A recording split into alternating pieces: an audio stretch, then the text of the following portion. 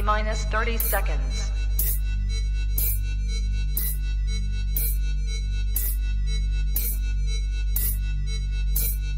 T-minus 20 seconds.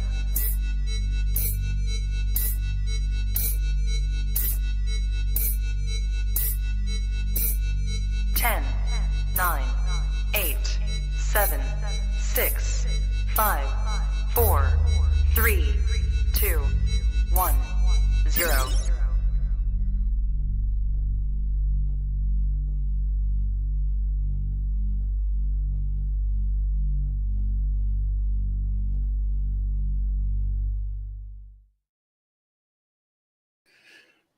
You are now tapped into the coolest reptile podcast in the world. Welcome to Trap Talk Reptile Podcast, episode 384, Elite Ball Python Talk.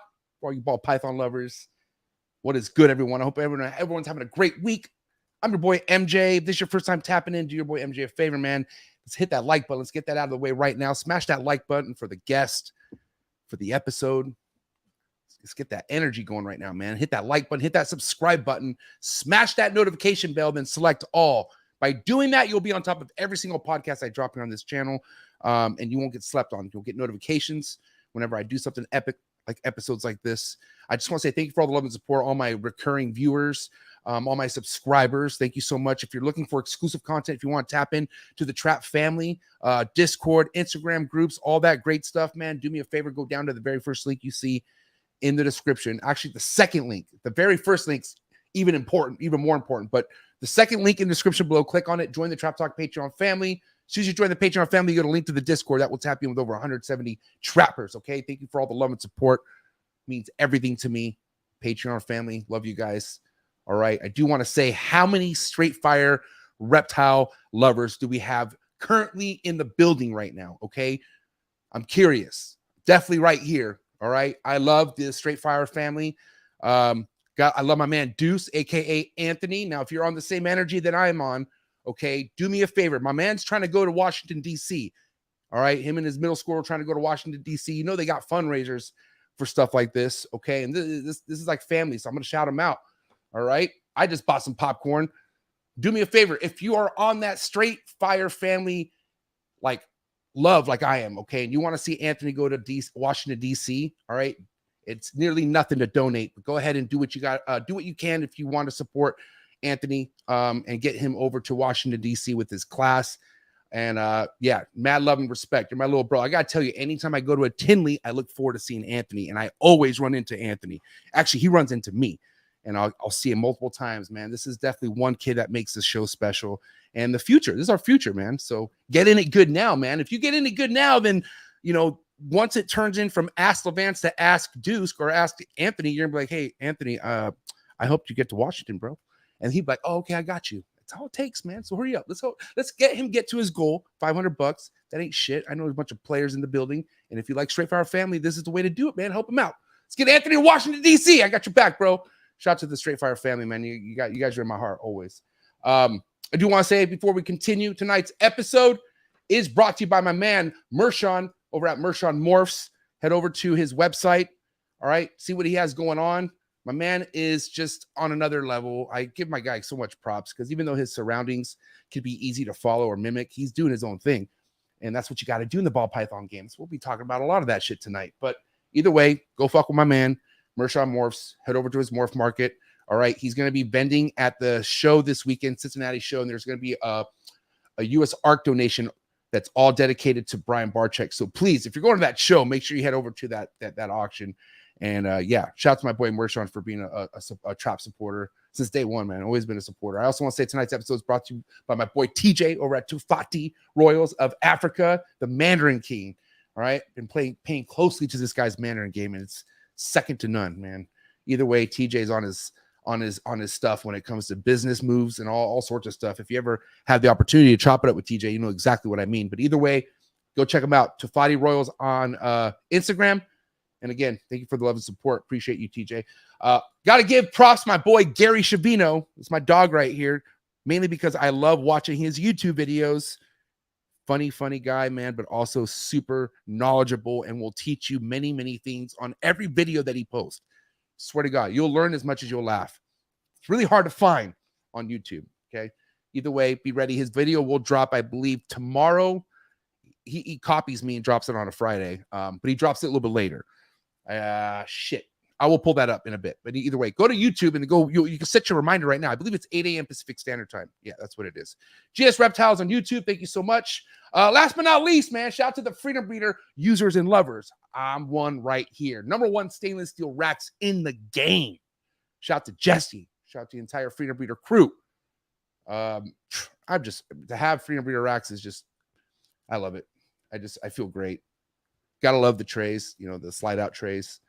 You just can't mess around with Freedom Breeder, man. Been doing it since the 90s. But ask somebody. Thank you so much, Jesse. And pat on your back, man, if you're using Freedom Breeder, because like I said, that's that next level of reptile keeping or rodent breeding. Early birds. Oh my God, look at the early birds. I knew early birds were going to be cracking for tonight. I mean, look who we have. You know what I mean? We're going to have to scroll up. Who do we got? Big Mike, 1776 Exotics, Trap Talk Patreon member all day, every day. Row 5.0, Trap Talk Patreon member all day, every day. Deviant Glass, Trap Talk Patreon member all day, every day. Drake in the building, Trap Talk Patreon member all day, every day. Levi, Jesus Christ, gotta love my guy Levi. Whew. He's a pistol. Faster than life reptiles. Started a YouTube channel too, so do me a favor, go subscribe to my man's YouTube channel. He's trying to get that going. Trap Talk Patreon member all day, every day. Levi, you're my boy, dog. Keep doing your thing. Heath and Hatchery, Trap Talk Patreon member. My boy right here, repping Florida. One of my heavy hitters of Florida. Appreciate you so much, Brian. Thanks for tapping in. Piyush in the building. Piyush Patel in the building. What's good, player? Trap Talk Patreon member all day, every day. Travis Gordon, TNS Reptiles. Trap Talk Patreon member all day, every day. Eric's More Factory, V Unit family all day, every day. What is good? Ryan Exotics. What is good? Reptile. Yeah, man.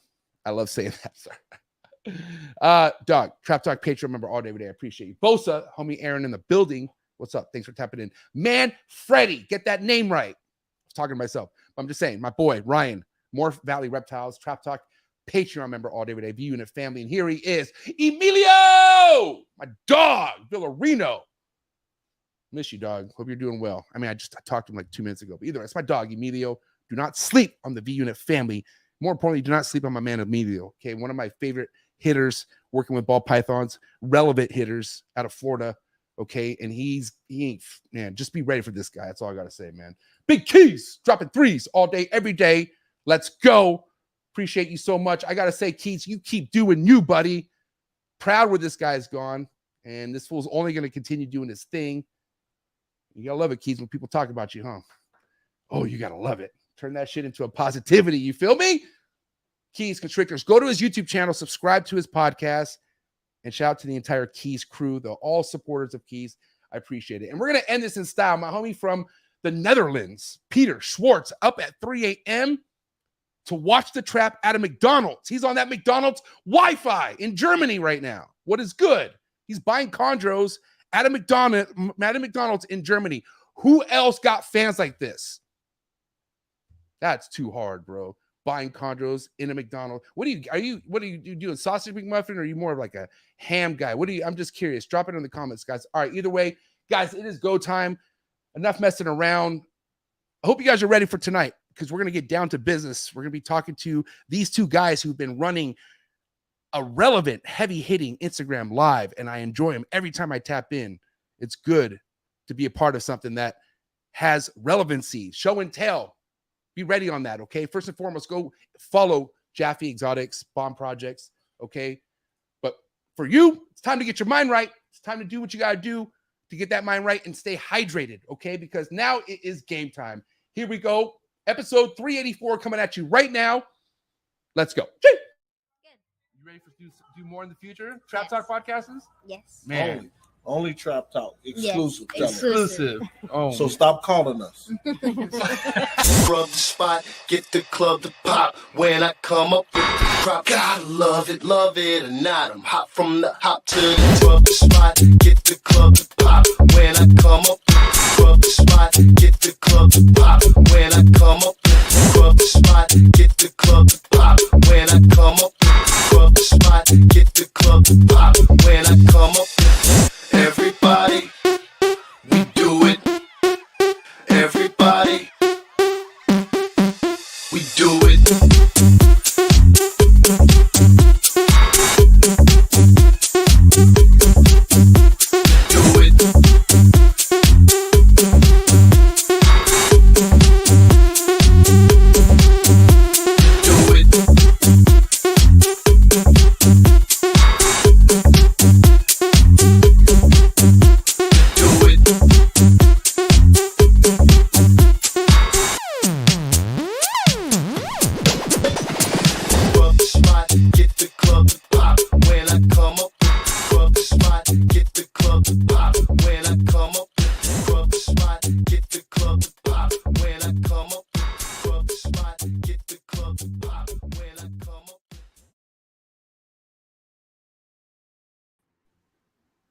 And we're live on fire, episode 384, KG and Jaffy in the What's good? building.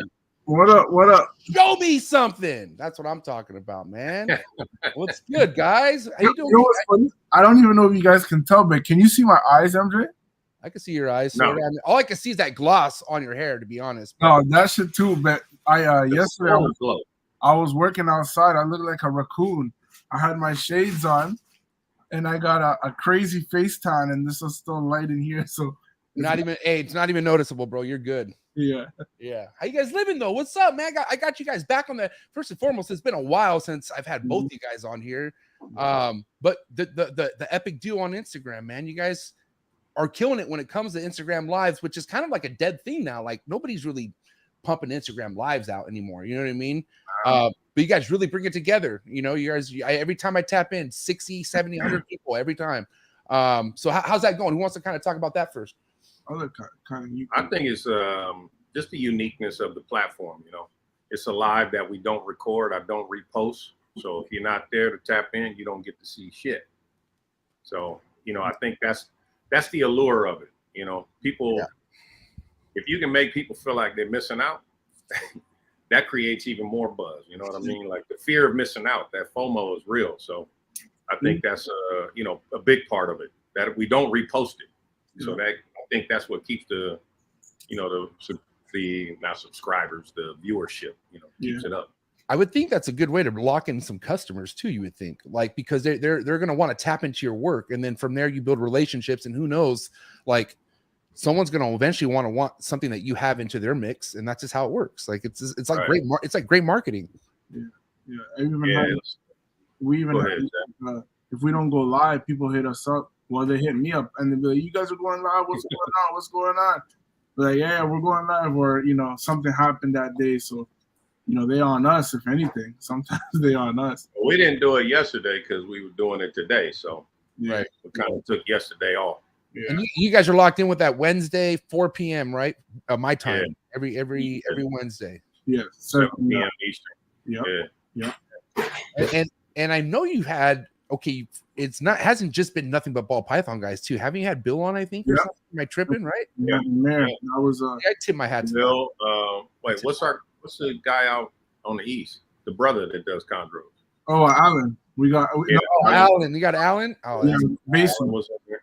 Yeah, he's a ball python guy too. So we gotta put that ball python in that description too. So. Yeah, he's more like a DL, like in the closet ball python guy. Like little, like if you ask him, he'll tell you, but he don't put it out there. You know what I mean? 100%. He's more of a basing guy, of course. But he has some heat, bro.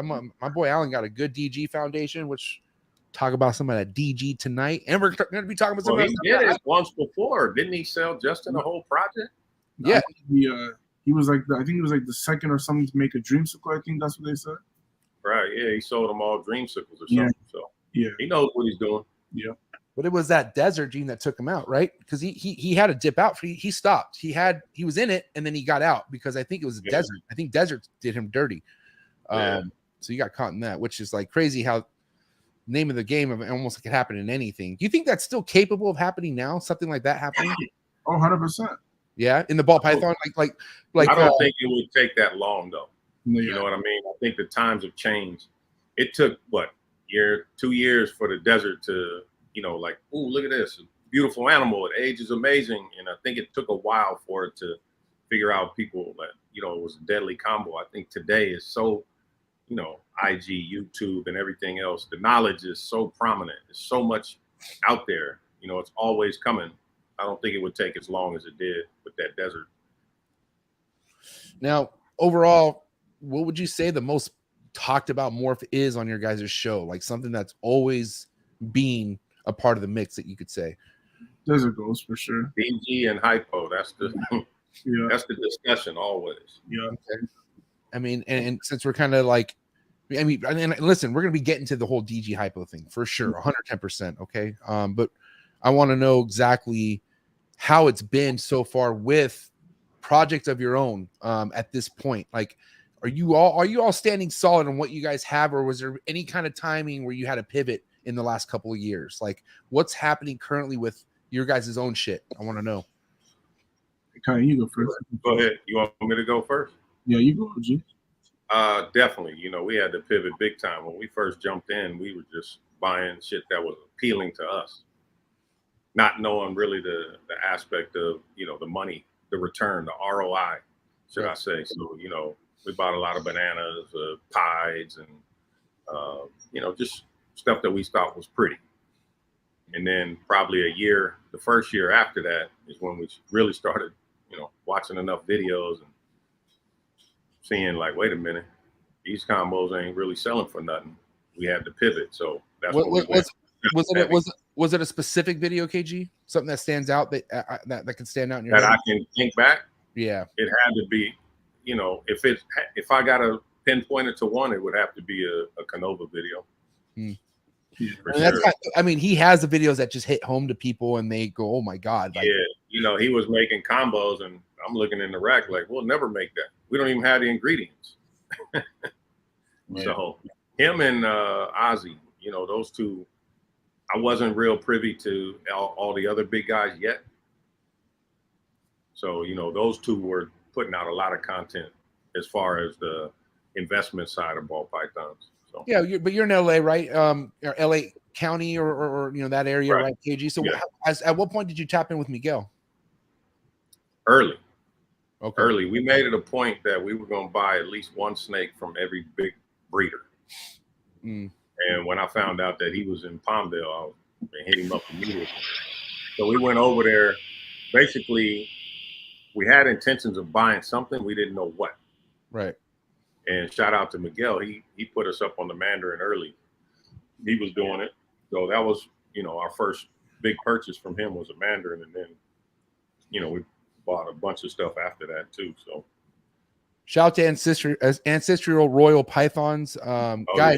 Don't be shy with the super chats. If you have something, a question or a topic or a shout out, whatever, man, drop that super chat. Don't be shy. And again, shout out to this dude for the love. Much love, Jason. Appreciate you, brother. Now, hold on. I want to talk about Mandarin, man. Mandarin, okay? Because I remember the first time I ever saw Mandarin, I knew Miguel had it, but I never saw it in person until I was at Troy Schroeder's table. I think it was Arlington. Arlington. Yeah. TJ had pulled out that Superman. And bro, I saw this shit from like 10 booths down, and I was like, "What is that?"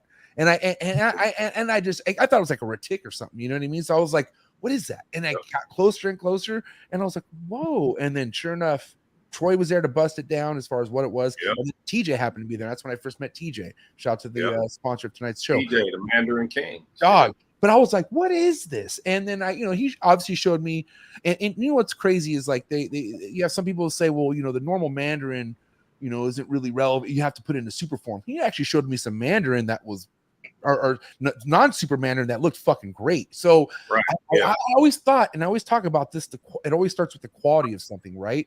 And I feel like the homie TJ had that OG quality of Mandarin, and then Miguel, obviously, because you saw it from Miguel. But then there's something in the mix of it being washed down or not being real in some people's collections. And this is what I was hearing back, and I want to know where that's at and if that was even true and all that. I'm curious. So to piggyback on that, right? 2 years ago, Mandarin was selling for, you know, $7,000.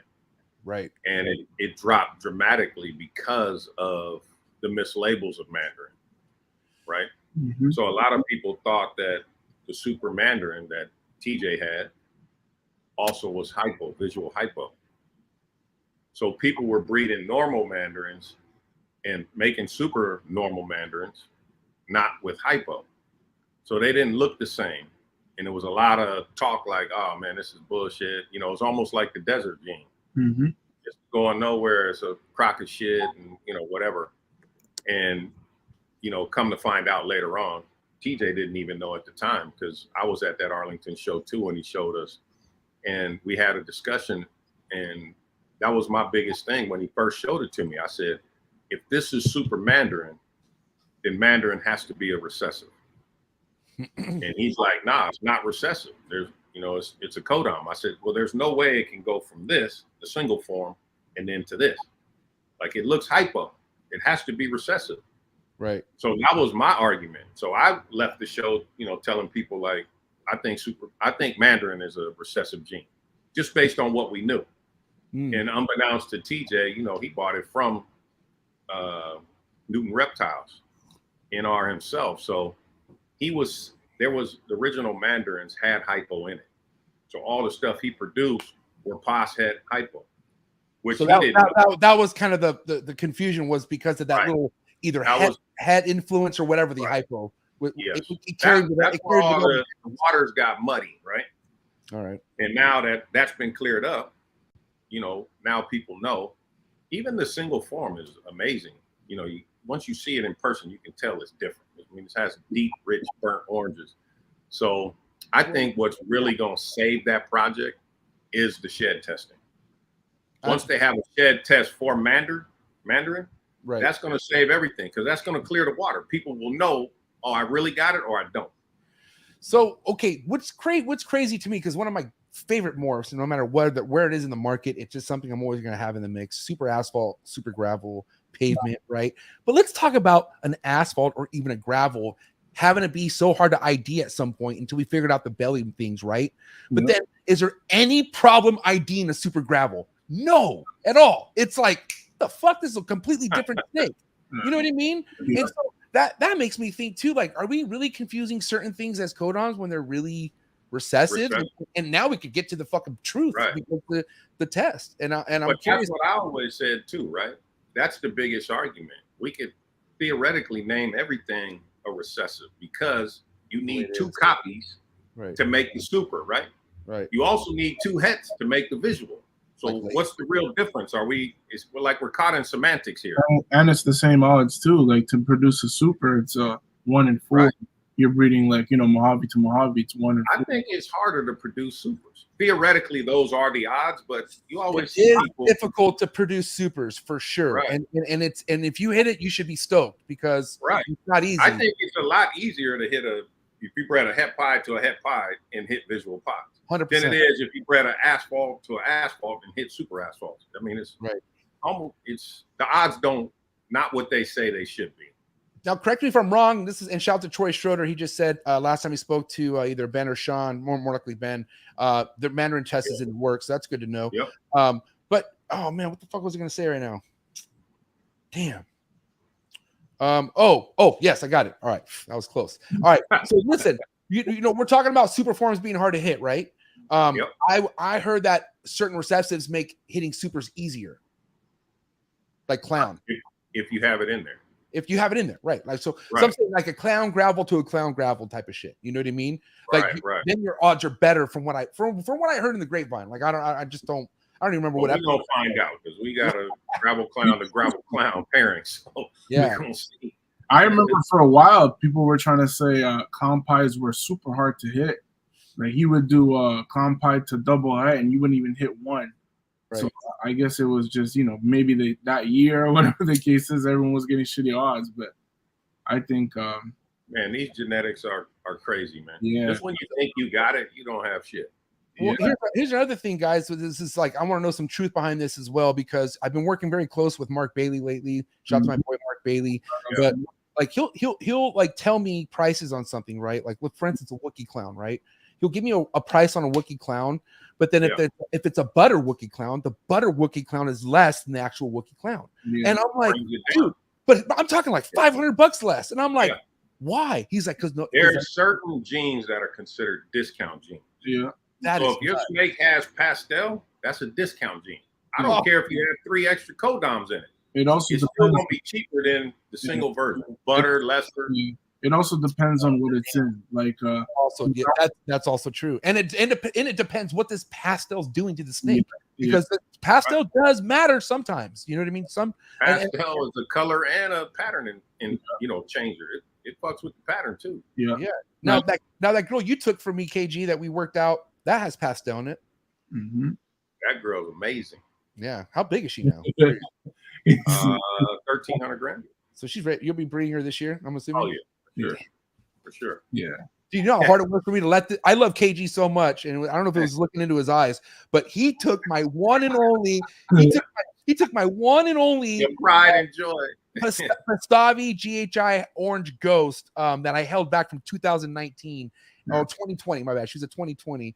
But like obviously, I know what he has. Like I mean, obviously KG has big plans for that girl, and I know he's going to be able to do better what I could probably do for her as far as here goes. So either way, I'm stoked to She's see head clown, right? She's what? She's head clown. She's Posse Clown. Posse Clown. Which you got to get her tested on that, by the way. No, we sent the test in. We should have that result back in the next week. Yeah, all right. Anyways, but so I guess really this whole discounted morph really matters in the situation. We could be fair on that, right? Yeah. Right.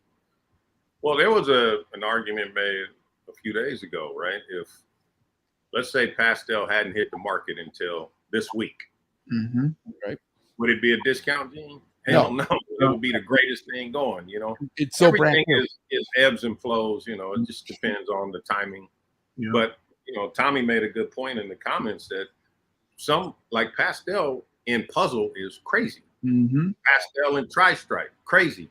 Like there's certain things that, you know, pastel and ultramel. You had just regular ultramel, then you had a pastel ultramel. Visually, the pastel ultramel looks better. But people are gonna hate because as soon as you put the word pastel on it, it's like, man, that's whack. Yeah. Y'all want to see something with pastel on it and tell me if it's whack. Yeah. All right. You ready? Exactly. You see my point? Mark Bailey production. All right. Pastel Exantic Clown DG, my boy hit, dog. Right. Come on, man. It's even pastel DG puzzle. Best believe you're gonna get the full price on that one. Right. Like that's one of those scenarios that pastel is not a discount gene. Yeah, you would pay for anything, you get upcharged because it's pastel. Yeah, you getting paid. You gotta pay a little extra. Yeah. But that's also up to that. You got to be aware of that as somebody who works with this shit. You know what I mean? And also you got to think, if your stuff's not selling, are you trying to get that Wookiee Clown price when you have that butter shit involved? Like you got to pay attention to that. And mind you, I mean, like I said, this is stuff that I'm just now getting game on because, you know, as you move up the ladder, you figure shit out.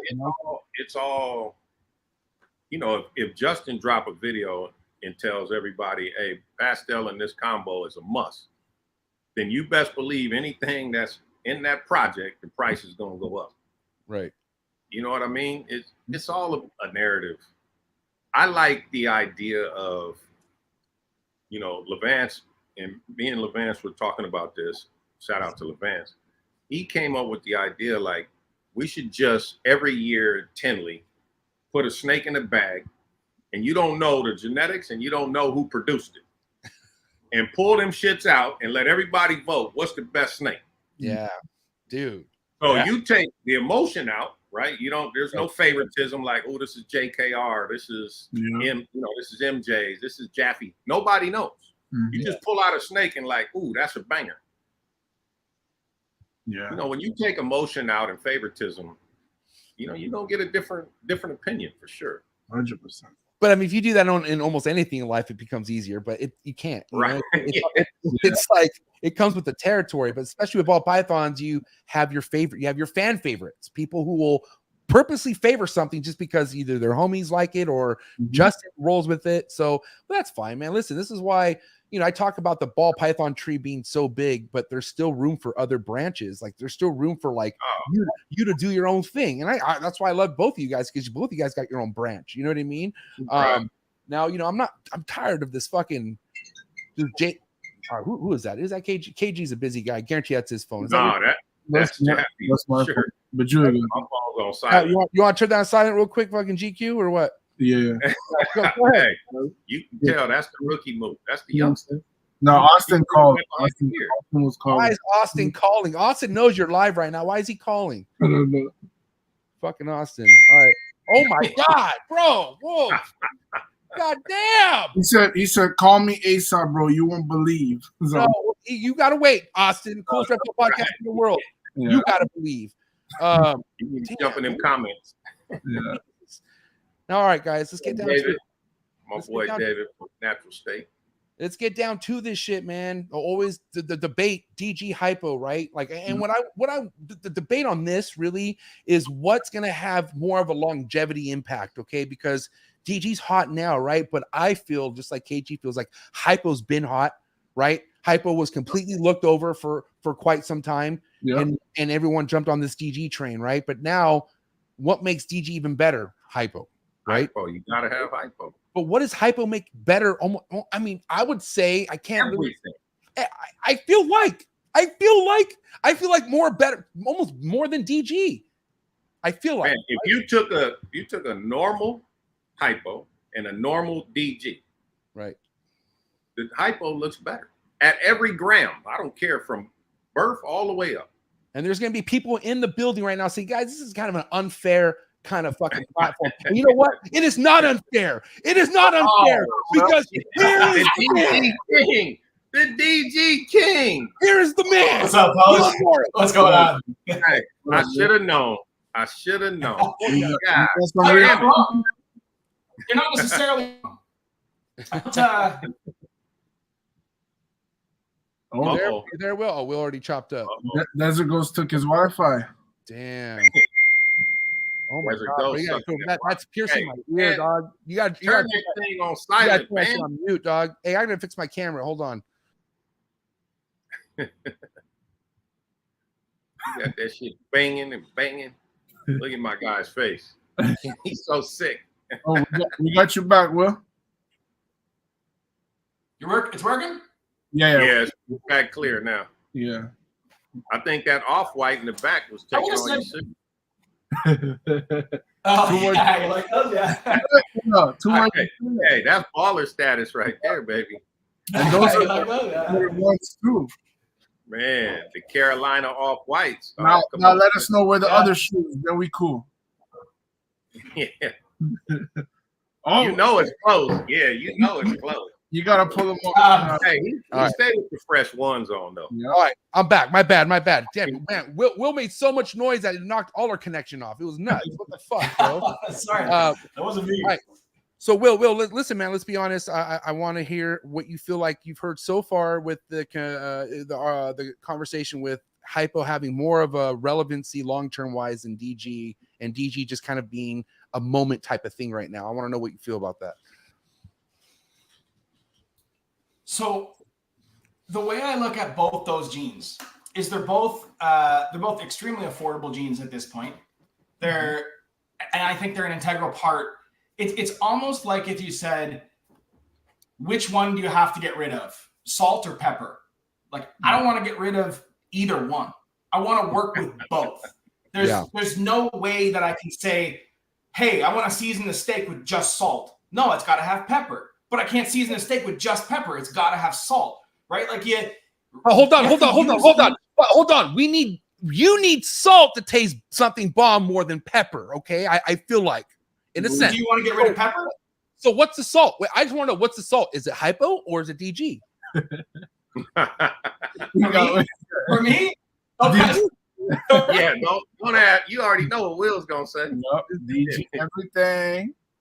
Yeah, Oh, I mean, his connection is terrible tonight, but it's all good. It's my boy. that's that DG connection. And these Everybody on Hypo, that shit is clear. damn. because them DGs taking the gigabytes. Yeah, he'll move to a new spot or something. He'll fix it. You know, dude, he lives in the sticks, and I love where he lives. It's fucking, it's epic. But anyways, okay. But I mean, I listen. I get it. We need both, and that's not the argument. Of course, we need both, Right. and both need to be in each other, right? Well, But that's what's amazing, right? Now that you're starting to see a lot of DG Hypo combos, I mean, that's like the new staple. right. You know what I mean? And like you said, it brought the price of DG down again. So now DG and Hypo are almost the same single gene, almost. Right. And now people are going to want, I need both. You know, Are they almost? I'm sorry, I didn't mean to cut you up. Are they almost comparable in price when it comes to having them in Clown or Ultramel or something? No, no. Way different story, Not, right? not even. I'm talking about the single form. Yeah, but here we are. We're players, bro. We're in the higher form. Okay, so I want to know what we're looking at compared to Clown Hypo, Ultramel Hypo. Right. Versus Well, you see the price of DG Clowns have dropped. You know, if you just a single DG Clown now, you can get 3,500. And I feel like either that deserves to be dropped or Hypo deserves to go up. Right. I think more up than down. I think it's gonna, like you said, I think it's gonna do this. Like DG might come down a little bit more, and I think Hypo's gonna go up. I think for pricing wise, DG, in my opinion, would be worth more. Even though if you look at it, DG and Hypo were almost around the same time. The only difference is like for example, even MJ said, right, back in the day, people didn't want to do DG because they thought it was Desert and Hypo combined, and that's what the name brand kind of like, you know, affected that. But as a whole, DG is literally there to enhance the color of your snake, right? So every gene and combo, whatever the case is, browns out. But the theory is that DG will keep it rich and keep it bright. Not knocking Hypo, but that was the. Wait, hold on. So are you saying Hypo browns out? No, but that's what I said. Not knocking Hypo, but everybody was doing Hypo before DG really blew up. So now that it's kind of like a substitute that DG came about, and now DG's what everybody wants. Like Hypo puzzle looks amazing. DG puzzle looks amazing. I think. I might keep going. In general, to me, it's like they're both amazing, but for me, I'd go DG, even though I'm Team Ultimo. Hey, creative, man. Come on, man. He said I made DG clown sound like Five Below. Nah, that's not it, man. Listen, there was a point in time people weren't even fucking with Hypo. Okay, yeah, wasn't that the case? And it was before the DG craze. Like there was just people sleeping on Hypo. That's why I kind of chose Hypo. But same with DG though. Same, you couldn't give that shit away 10 years ago. Right. 10 years ago, you couldn't give it away. But that was, 10 years ago, everybody wanted 9 codoms in one snake. They didn't even want to fuck with recessives. Mm-hmm. Mm-hmm. Recessives was nothing. Yeah. The only person cooking recessives was Lavance. Shit. Y'all going to do them 9 codoms. I'm gonna keep this recessive game going. So that's why he's so far ahead of everybody. It's crazy.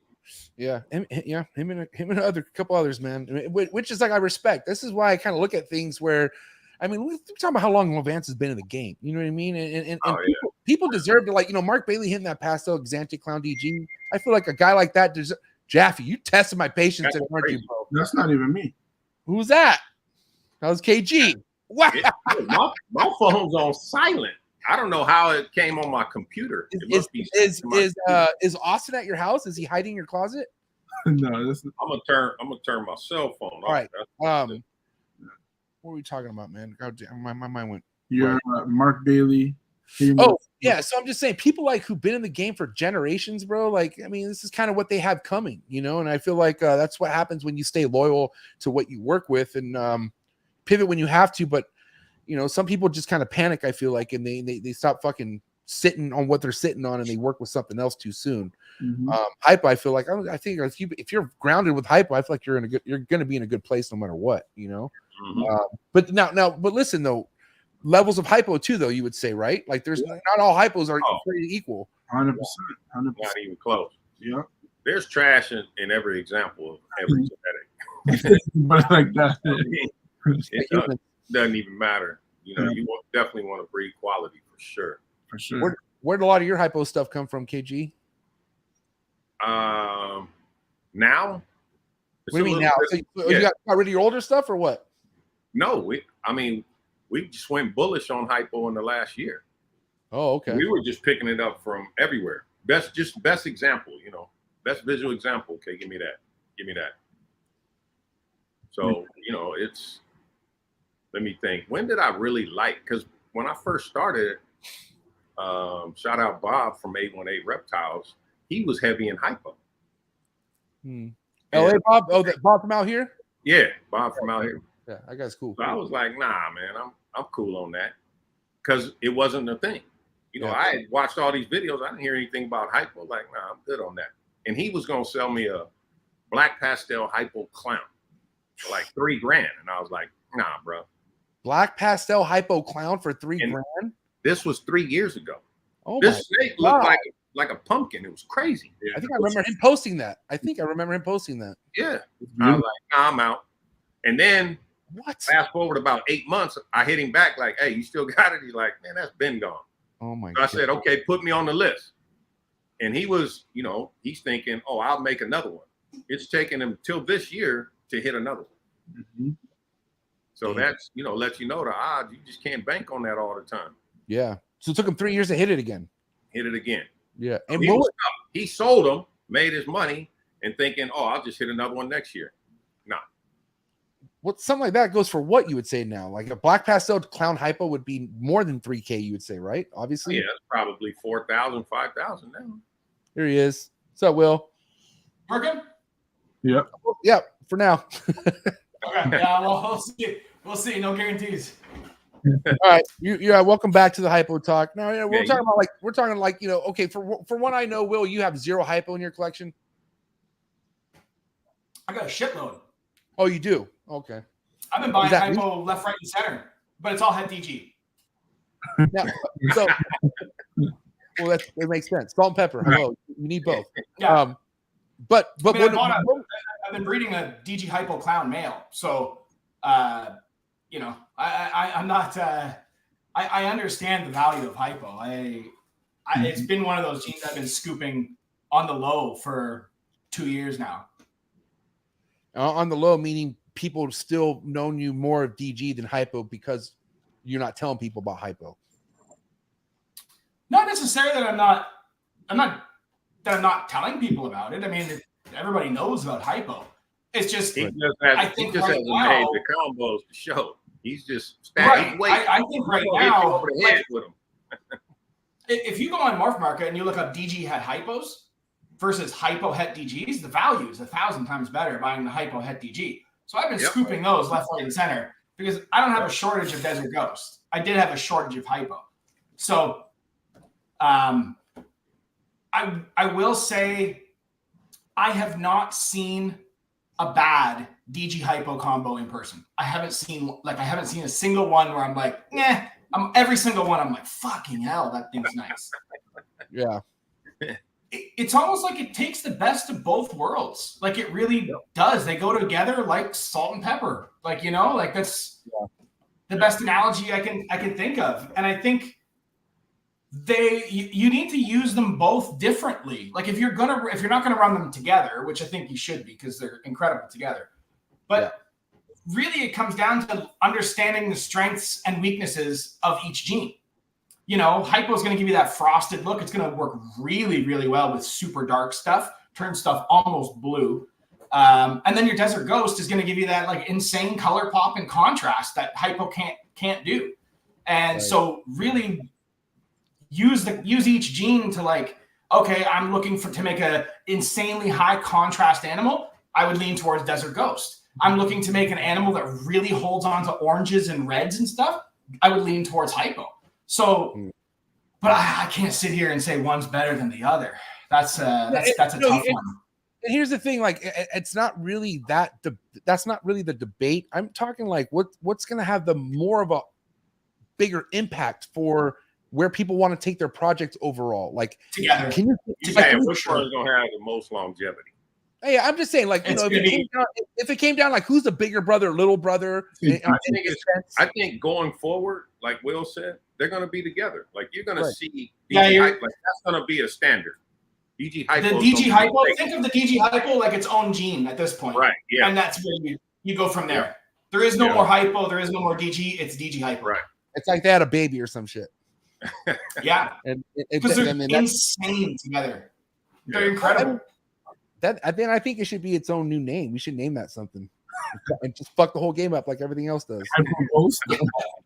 Let's add another name. Shorten the name instead of DG hypo. Make it something. Yeah. Yeah, DG squared. Why'd you have to be hypo squared? What the fuck? Oh wow! No, because you got 2 ghosts. Desert Ghost. Yeah. We just call it Desert Hypo. Will, I hear it all. Listen, my memory is probably better than what people think for me being a pothead, okay? But listen, I remember you being on you were one of my first 5 guests, I think, fucking like almost 4 years ago.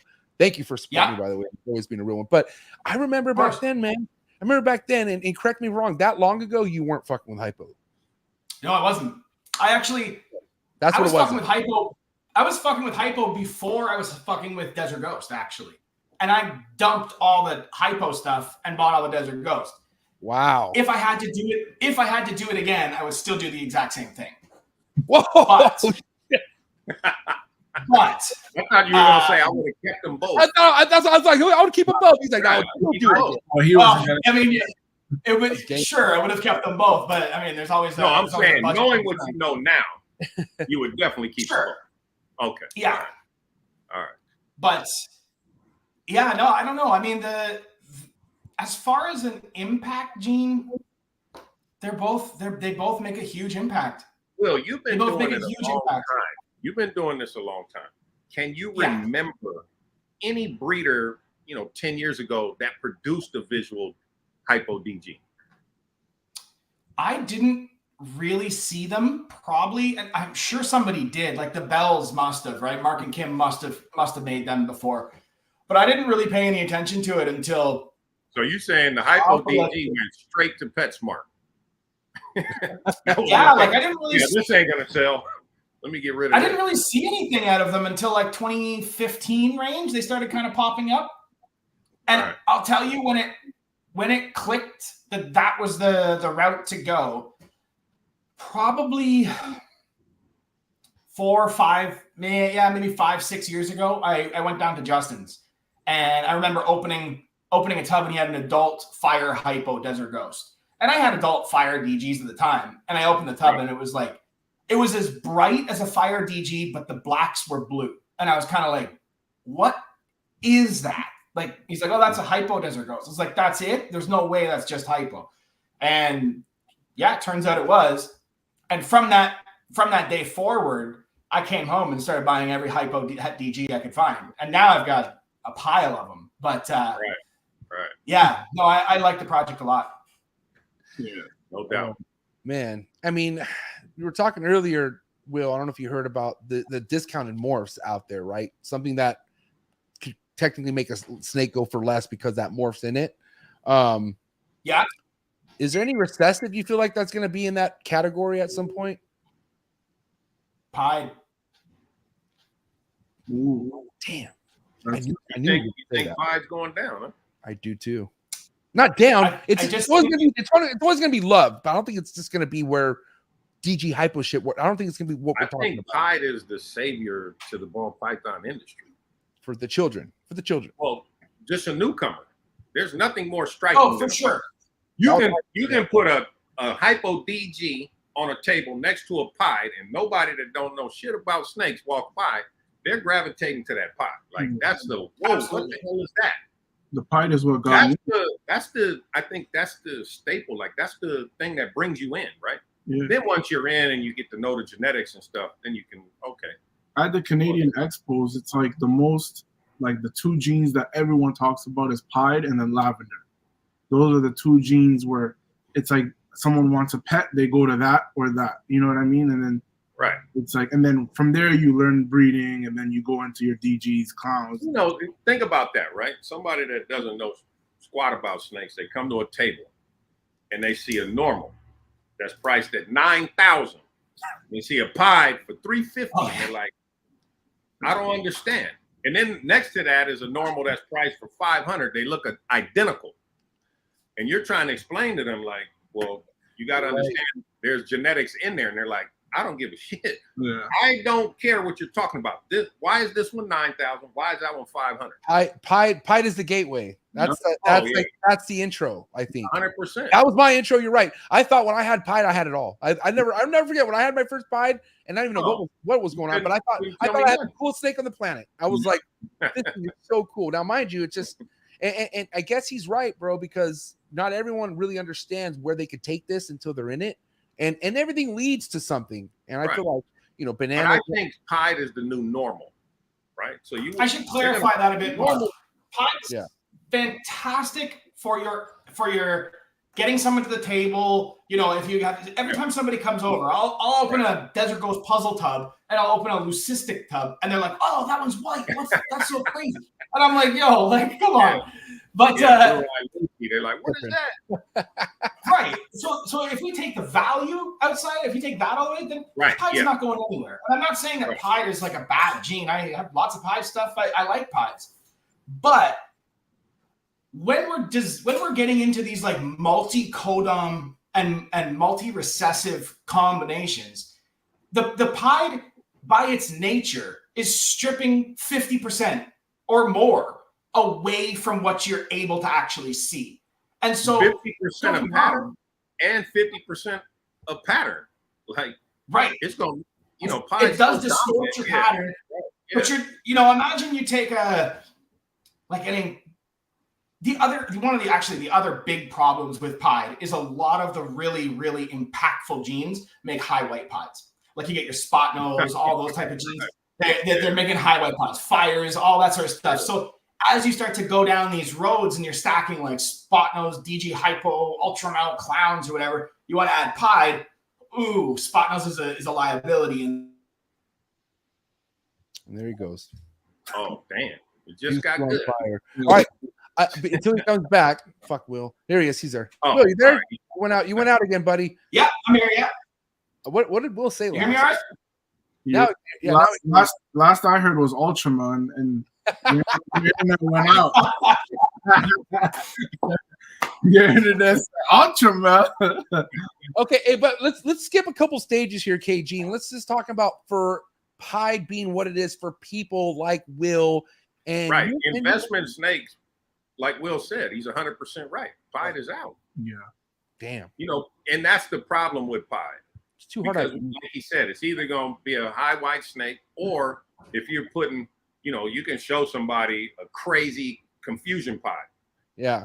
And they're like, is that, what's in that? Pied's almost that thing. A confusion clown, you know, that's confusion clown. That's the problem with pied. It's so hard to ID these crazy morphs because it's so dominant. And Will is right. Like, you know, if you breeding investment snakes, pied is probably not going to be your big ticket for sure. How many snakes you guys seen that look so fucking amazing and it's het pied, but it has that ringer, just that little tiny bit of like that fat, right? Yeah. That it's fucking like, you know, if you could just have something stay like that, you know, because I'm more of a low mid-white, you know, pied guy, like, because I want to see what else is in there. I don't want to have to like look at the head. You know, the craziest snake last year was shit. What's my guy's? Why am I drawing a blank? What's fuck the other bald-headed guy? Fuck. What? He made a paradox clown that looked like a pied, but it had the clown. Jason Kittinger. Yeah, Kittinger. My dog. That was like the craziest. So if you can get your pieds to look like that, you're winning. Yeah. Now people are back. You know what I mean? Yeah.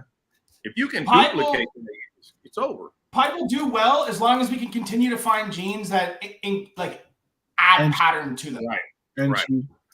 I mean, it's very frustrating to hatch a damn monsoon pied shit. Mm-hmm. DG clown pieds are fire too, bro. Yeah. They are, but imagine hitting a DG clown pied and it's just the head. You'd be like, oh, now, which one do you like better? The hypo clown pied or the DG clown pied? Hypo clown pied for me. Oh, the colors pop way better, man. Just for me. Oh man, which one would I like visually? I'm not saying genetically, like visually. Now, which one would create more of a higher pied snake, DG or hypo? I think it'd just be the same. It'd be a gamble. I don't think either one of those genes take away from from pied. They generally don't take a lot. I'll say I like the super orange dream hypo pied stuff more than the super OD DG pied stuff. But I like a lot of the DG clown stuff more than I like the hypo clown stuff. From what I've seen so far. I mean, we're gonna get into some crazy hypo clowns coming. That's fair. That's fair. I really like that stranger hypo clown looks amazing. Oh, for sure. For sure. Stranger hypo clown is amazing. DG that. Yep. Even you know what I mean? Like that's you add DG on top is exactly. Right. And then the same can be said for every DG clown. Hypo it. You know, it's it's like fucking salt and pepper, man. You're gonna put it on everything. Those see, because we only saw DG hypo clowns. Now Justin showed you some combos in that shit, and you're like, holy, I'm way behind. Like, you know, all right, those DG hypo clowns were absolutely incredible. That black pastel spot, I was just like, on another level. Yeah. Wait till you see that. Like, if that's a female, wait till you see that at like 2,500 grams. It's gonna be incredible.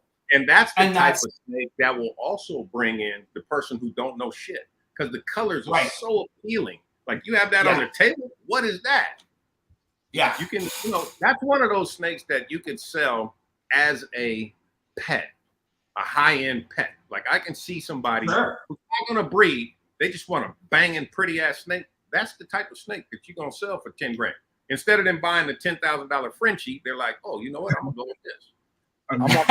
Yeah. I don't know about you guys, but I'm super curious. And shout out to Canada, man.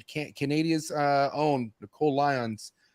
This snake right here, man. Oh yeah. I'm super curious what direction this snake's going to be headed with Pied in it. That's what I said too. Because I'm nervous. I know. nervous. I have an idea where she should take that. yeah. I know Nicole pretty well. I'm gonna assume What she's is gonna that? be black. Hypoexantic? Say it again. Hypo is Say it- anti-DG5. Hypoexantic DG pie? Yeah. Yeah. At least that's the ID on it currently, but I think that's right. Right. I think it's right too. Yeah.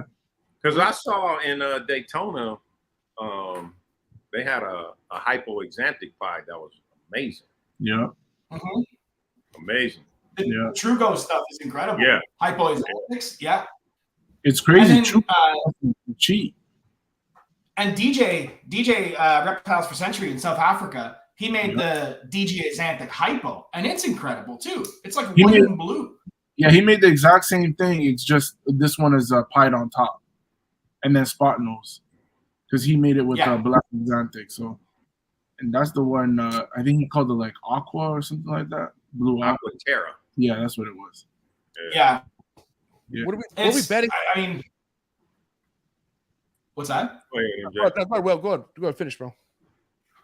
And like, I just have this feeling like, again, this snake is incredible, and I would kill to have this in my collection. There's no question, right? Mm-hmm. But at a certain point, when does pied become a bit of a liability in certain pairings? You can't add spot nose to this. If you want to add clown to it, it becomes, okay, now I got to be very careful about the genes I have in clown that go to it. Right. I think it's fine. I think we're going to have to become significantly more selective with the way that we breed. You can't just take this animal and throw a crazy stack down to it. Will's saying he would work Pied out of this immediately, is what he's saying. Yeah. No, I'm not actually. I'm not, because I got lots of DG pieds, man. I love them. I think they look great. I would love to do DG Hypo pied. I've got Enchi Enchi Hypo double head DG pieds. Like I'm working that project absolutely. Okay, It's so just- let me ask you, Will, if you had this snake right now in your collection, what route would you take it? First thing that's a male. Boy. Breeder male. What would you pair it to?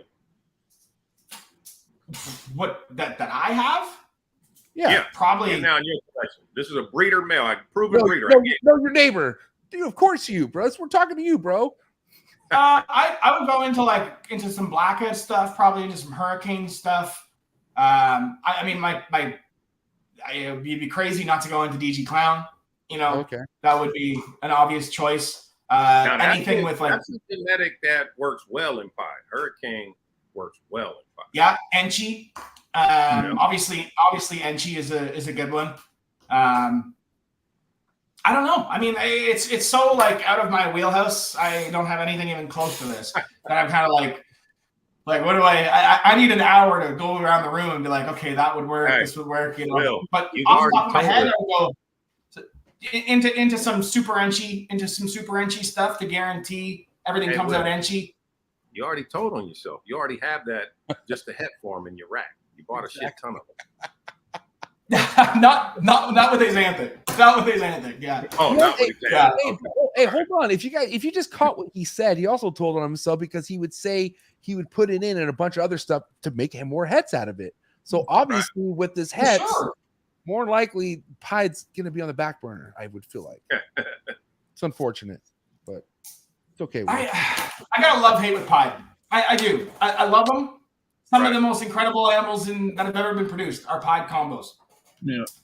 But it is wildly frustrating to hit a loaded combo Pied, and it's the head and one little speck on its back. Right. And you're like come on. Is that now I got right? And then you see guys, I see people hatch that stuff with like super orange dream, super Enchi fire, yellow belly leopard pie. I'm like, dude, fucking there's a small one. It's got a great stripe right here. See the Yeah. Yeah, I don't know. I want to flex one of Will's current productions that he posted, and I commented. I'm like, man, Enchi did this snake wonders, and it's nuts. You know what I mean? Just because, I mean, look how pretty that is. This one needs hypo. This needs hypo. If hypo was looks on top head. of that, it would go crazy. Crazy. It almost has a hypo look to it. It looks like it could be head or something. I'm not gonna lie. It's double head. It's double head DG hypo. What? Damn, that's gangster. This thing is double head DG hypo. Did you see? Well, that explains it. You didn't even put that in there. I love this guy, bro.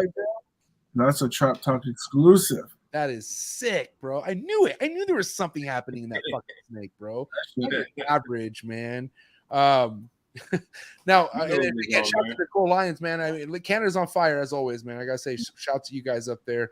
But you know, Will, there was a point in time where I was at your house and we were talking about a certain morph going into DG, and you're like, I don't think I'm ever going to do this again. And I can't remember what morph that was. Do you remember what morph that was? That there's a certain morph in your project that you showed me, and you're like, I don't think I'm going to continue this. And I don't remember what it was. I think it was another recessive too. Was it lavender? Lavender, yeah. So lavender, which DG, makes sense. It's still no go for you. I'm growing her up. What's that? Oh my god! Yeah, is that Lavender? What is this? Is that Lavender? That's Stranger, Hurricane, Desert Ghost, Clown. That's Lavender. Yep. Damn. Nice. Damn. Come on, man. Yeah. I got no words. Yeah, it's like just when you But think, the lavender, I got something in the works. the lavender I want DG. to talk about lavender though. I made the double heads years ago. I just had like extra lavender kicking around. I was like, yeah, let's make some. And so I made those double heads and just put the double heads on the shelf and just kind of grew them up. And then we got to a point, it was kind of like, oh shit, I guess we'll pair these things, see what happens. But I mean, you really have to look at the strengths of what Desert Ghost does. What does Desert Ghost thrive off of? And that's black. Any black pigment in that animal, Desert Ghost clings to and makes it brighter. Lavender strips the black. Lavender. What's that? You know what gene lavender, like the gene that complements lavender is like Desert Ghost complements everything else. Calico. Okay, I can see that. Yeah. Calico lavender is unbelievable. Yeah, I get who. Yeah. I think Unbelievable. Eric DeMeyer. yes. Unbelievable. Oh yeah, Garrick made that. Yeah. That thing's really nice. Like if you had that on your table at 500, you could sell that all day. Oh yeah. Just lavender calico. That's it. All day. Isn't that Starburst snake or something lavender too? That's Inchy. Starburst is leopard. That's what Will was saying. Yeah. Okay. Yeah. That's fucking nuts. That right there kind of glows at Justin's table every time he has it there. Yeah. Looks like a piece of That's a bubble gum. weird one because you'd never think Enchi would do that in lab. Like if you were just designing the combo off the from scratch, no, why would it do that? Yeah. Man, it's so many combos that come out amazing accidentally. You know, the byproduct. This snake had this genetic. I'm not breeding for that. I just, it's a head. You put it together and you're like, holy, that's crazy. Look at the campfire. It's the cinnamon Enchi. I think there's another gene. It's just Calico. Cinnamon Inchy calico. And that thing makes something insane looking. Crazy. I'm not gonna lie. There's a time and place where I almost wanted to give up on cinnamon, and then I saw cinnamon and chocolate and clown and shit, and I was like, whoa, you know what I mean? I feel like cinnamon's almost Dark Knight is crazy. It's hanging in there because of that. It looks exantic almost. Yeah, crazy. It does. Every gene's got a place. You just got to find where it belongs. That's exactly right. 100%. There's no gene that doesn't work with something. Right. There's most people don't like pastel, but that's a clown problem, not a pastel problem. That's everything else works with it. That's a clown thing. Outside of clown, right? Put pastel in lav, ultramel, puzzle, hypo, DG. Like, it works in it all. Goes crazy. But in clown, not so much. Yeah. Yeah, pastel pied is also cool looking too. It gives that Exactly. like, Pastel pies, you start to And stack pastel ODs. pie looks better than a normal pie. yeah, Like it's Yeah. crazy. yeah, I like blackhead pies, man. Blackhead pies are fire. yeah. You give that dark, Yeah, dark. blackheads green are to nice. it. I like. I think. Yeah, how much pastel you have in your mix, Will? I got enough. Do you I avoid it? wouldn't You say try a to avoid ton. it? You don't. Do you? Are you not really avoid it, but do you kind of like make that less is more with your projects now? I mean, I don't. Certain pairings, I'm totally fine having pastel in the mix. Certain ones, I absolutely am actively trying to avoid it. But I'm still. So a lot of these new guys don't understand how lucky that they have it, because you can pick the animal you're getting, not pastel. When So many options. in the beginning, you wanted, like in 2010, 2011, you wanted a super pastel clown. Like that was a good male. Yeah. And you'd breed that to your stuff. And guess what happens? Fucking everything is pastel. And you're still dealing with those repercussions 10 years later. You're still trying to wean it out 10 years later. Right. Remember the puzzle Your one? clown was crazy. Like that was the first clown that I saw. I was like, but I saw it as a baby, right? As a hatchling. I went nuts. Like, oh, I got to have one of those. Then I saw it as an adult. I'm like, I don't want that. I still think that pastel clowns fresh out of the egg are still some of the nicest looking snakes out of the egg. Yeah, but it's, Right. but it's bright almost yellow, like silver. it's almost fraudulent. Unfortunately, that's what sucks. It's like That's ball pythons. That's no, ball pythons. not all, buddy. Hey, listen, I saw some of your adults, and I was like, whoa, like this is why I love DG, because DG does make things age better. DG has a thing about it making it look better as an adult, and until White Lace comes along, and I'm like, whoa. And so there are things out there too, but that's the whole push of the new generation, is making the adults look better than they once were, and that's kind of the direction we're headed, right? Mm-hmm. Absolutely. Every single pairing I'm doing is to make good looking adults. Like that's Right. that's Yeah. they spend what, Everybody's 8 objective. months? Right. Yeah, 8 months But small?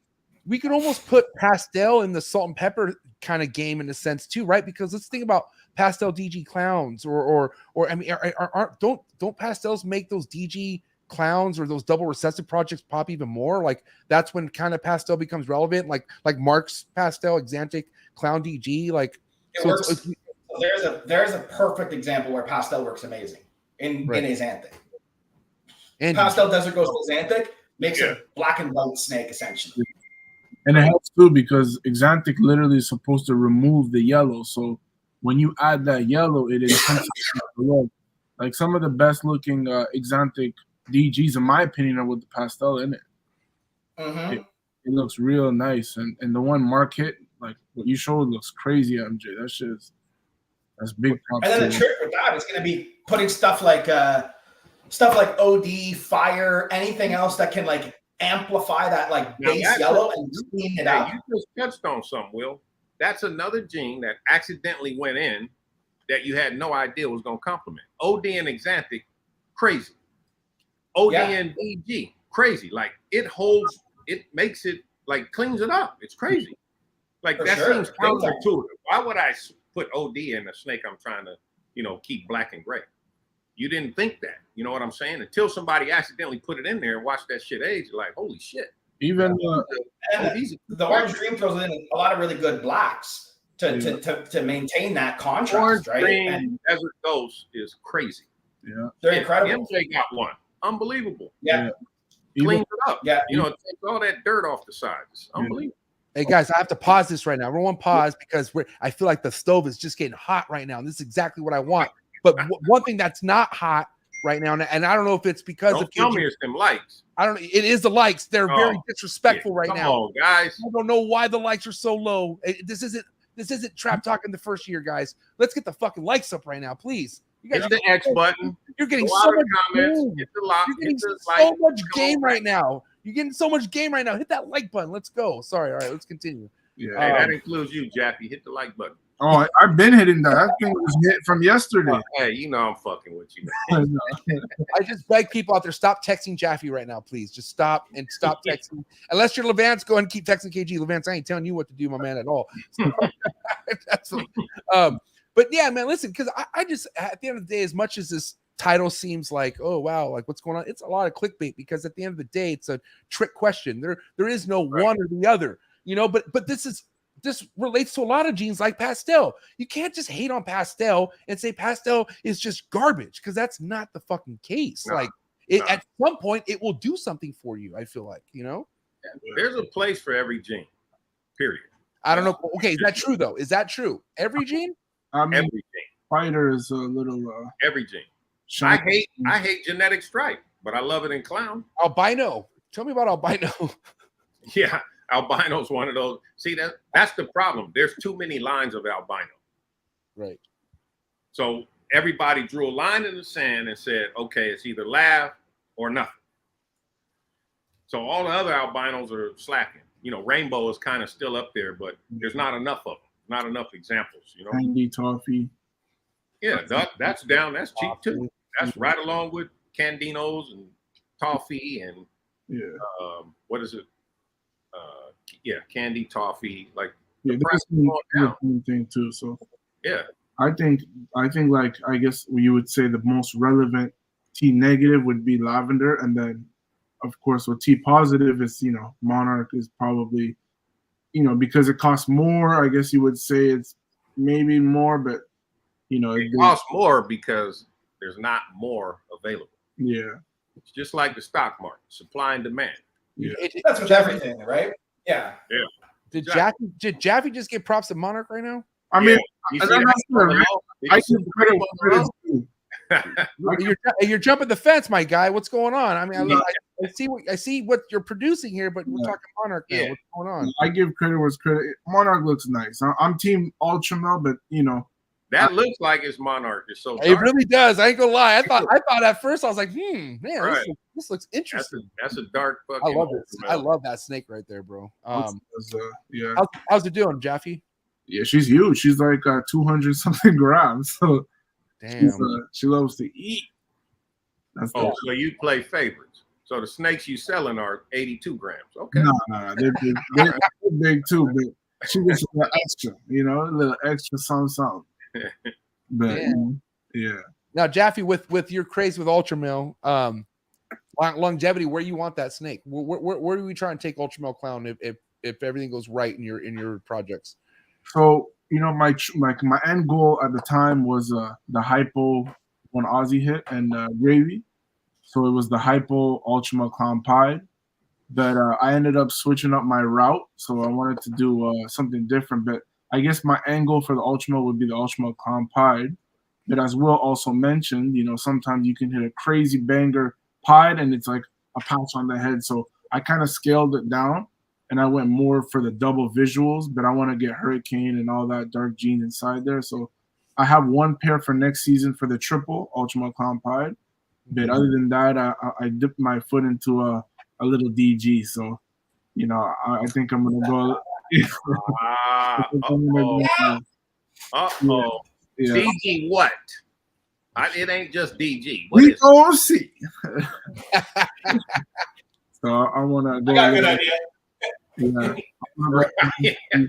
DG. So, you know, like I said, I've always wanted DG, but you know, when you're into projects and you have limited space, you can't go hard in the paint for everything. So I had to go Ultramel heavy, and you know, when I scale back some stuff this season, I'll probably go a little bit more into DG. That's why I laugh when Will says he has piles of shit, because he ain't kidding. I'm like, so that's what I'm saying. Like, Will's a fucking hoarder, man. You don't get there, bro. Yeah, he just, you know, I mean, kind of what makes Will where he's at, because he's able to do that. Like, and not everyone's at that level. Or, I mean, here at the end of the day, I don't care, man. Space could always determine where you could take things, and not everyone is able to like take their space to the next level. Some hit a cap and go, dude, I don't know what else to do. You know what I mean? And it's unfortunate, but that's just kind of how it goes. But Will ain't that guy, man. Will's good. Will's in a good spot. No, Will's got some heat. Now, Will, I can't recall if you haven't produced any DG Hypo stuff yet. Where were you at? Where are you at with productions with DG Hypo combos? This coming season, we should be well underway with those. Whoa! Is that Stranger Ultramel Clown? Hey, keep that there, DJ. Hey, keep that there. Oh man, holy hell! Hey, what's in that? What's all in that? Stranger Ultramel Clown. Stranger Ultramel Clown. Yep. Who made that? Great. Who made that? You gotta think. Ain't nothing but fire, baby. Yeah, straight. Yeah. That was Straight fire, baby. what? Levance made that too? Yeah. Hey, I'm telling you. He had that when we came to see you, MJ. What? Hey, What? that Show dude, me- I'm telling you. One more time. Come on, let me see that again. And break it down for me. Stranger Ultramel Clown, you said? Yeah. That's it. So what? Stranger don't need a lot of lifting, man. Nah. You said Ultramel too. I fucks with that, man. That right Look how dark that That's is. it's purple. Yeah, that's crazy. Dark Now, fucking- throw a dose of Hypo on top of that. Hypo DG on top of that. Like, it's a wrap. it's crazy. That'd be a quad. Crazy. So that right there is just a little motivation for us. Well, you told us a lot tonight, but I'm curious, man. Where are you at with quad projects? Quads. I got a few on the way. I'm not really chasing that many quads, to be honest with you. Quads, I think it's just too much. I think really where the magic's going to be is in like codon stacked triples. I think those are like what Justin just showed us, like black pastel, red stripe spot, and I was Hypo DG Clown. Like those are where that's the sweet spot. that's my focus right now. And right now we're pushing the Hypo Desert Ghost puzzle currently. So we should have some pretty stacked puzzle double het Hypo DGs coming out. That's gonna go crazy. Yeah, Damn. those should be good. And then maybe next year we're into DG puzzle head hypos. So that's, and then I'm gonna do DG example Puzzle puzzle was too. crazy. DG puzzle was nuts. Yeah, they worked really well. Yeah. Unbelievable. Yeah, Or even it turned out clown. way better than I kind of thought. And again, there's a combo where Pastel does a ton for it. Yes. The DG puzzle versus Pastel DG puzzle, it's like night and day. Night and day. Yeah. Yeah, just pastel puzzle versus puzzle. Yeah. Crazy. Yeah. Yeah.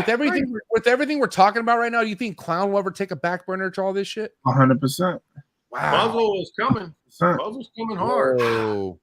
I don't I want to think- say it's Let's break this down. a Let's break back this burner, down.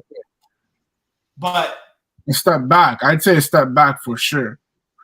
I just think I think with clown we've seen so much from it that it's becoming like, guys, like scroll through Instagram and you see 1,000 crazy clown combos every day and it becomes like normal to you. You're just like, oh yeah. 3 years ago you'd be like, what the fuck is this? Right. But now you're like, okay. But the puzzle is now kind of in that like where clown was 10 years ago. You're just starting to really kind of figure out what it can do. And we're going to start to see multi-gene stacked puzzle and double recessive puzzle combos. And Show me a little Kinda love, go though. from there. Come on, man. Show me a little something. You know what I mean? I made this. yeah, that's sick. Super gravel clown? No. See, crazy, right? So this is a Mardi Gras. So freeway and cheap, but there's less. So, There's okay. lesser in it well, right? And of course, I'm talking to Mark. Mark's like, It's you know, a trap production right here. yeah, it's a trap production. I gotta like, you know, do a little bit. Now of all you gotta do is Oh, throw your line of hypo on top of that or something. 110%. That's the game plan. But Over. listen, but of course, Mark Bailey was like, MJ, I would rather not sell that. Just keep it because Lester's going to make that a lesser snake to sell. I'm like, what? So I mean, are we talking that? Are we talking facts on that? Is Lester making this snake less? I think Lester thought would make the snake even look better because I thought that would increase the purple on the head. Unless I'm tripping. I'd say because of the rarity of it, I don't think it would affect it as much. But like if you, for example, you put lesser with pastel lesser clown, of course it'd be cheaper. But Right. this combo you hit here, not only is it a banger, but you can't find that. So based off of that, and there's some genes like I think someone had the DG. It was a DG Hypo clown, but it had butter, and that's been on MORPH market for a minute now. But Right. you know, with this, I don't think it would affect it as much. Hope you're listening to that, Mark. Yeah. Chill out, dog. I think there's something else in clown that is in the right combos is fucking incredible. Lesser clowns, you know, Yeah. you get into some crazy hurricane butter or hurricane lesser clowns, and they look really good as adults. Dude, like wow. I have an adult butter hurricane clown, and she's incredible. Like it's got that way bad rap. nicer than you'd expect. Butter age is amazing. Oh yeah. Just by itself. Yeah, it does. Yeah. With no hypo, no DG on top. Just butter. Mhm. Versus a Yeah. normal or any other genius. I would take butter over pastel. You know one gene I'm gonna put some respect on right now because it all matters what you put on it, but Pinstripe. I want to say shout out to Pinstripe first and foremost. Oh, man. This shit is fire right here, and I want KG to kind of did the test come back on this yet? What's going on with it? I'm curious. It's Desert Ghost, visual DG. But Will told me that. I asked, I shout out to a bunch of people, big breeders that I respect, and what do you think? Will was the first, like Will don't miss. He said, I don't think it is, send it to me. right there, I knew what he meant. I was like, okay, enough said. Now, what do you feel about all the codoms in this? And obviously, we Stranger Supreme and the other, but what do you feel about the Pinstripe and the Fire going into the next DG Clown or whatever you're going to put this into? Are we looking to maybe phase any of this or keeping all this shit if you can? The good thing is when you breed it, when she's ready to breed next year, hopefully, it won't matter, right? Yeah, you're going to hit a snake with a pinstripe in it. You're going to hit a snake, but we'll be able to see, okay, do I need to phase it out or, oh shit, maybe I can keep pin in there and keep stacking. Because pin almost works like Inchy in clown, but the Stranger brought so much pattern back, it's like, maybe that's the gene that it needs. Yeah. Tyler knows I'm not a huge fan of Pinstripe, but when he hit this, I said, I'm going to take my hat off to this. Because this shit, and the crazy thing is, in person, it looks way different than, it looks similar, but you see it's orange and purple. Yeah, like that pattern in between is legit purple. Like, that's the crazy part. And that head is like real nice and orange. Like there's no, I think there's some genes that could kind of match it, but that shit is crazy in person. But if you were to guess this from the outside looking in, not knowing what the fuck what was at play, you would never guess Strangers in. Have a clue. No, you wouldn't have a clue. No. If I didn't breed it, I wouldn't know what the hell that shit was.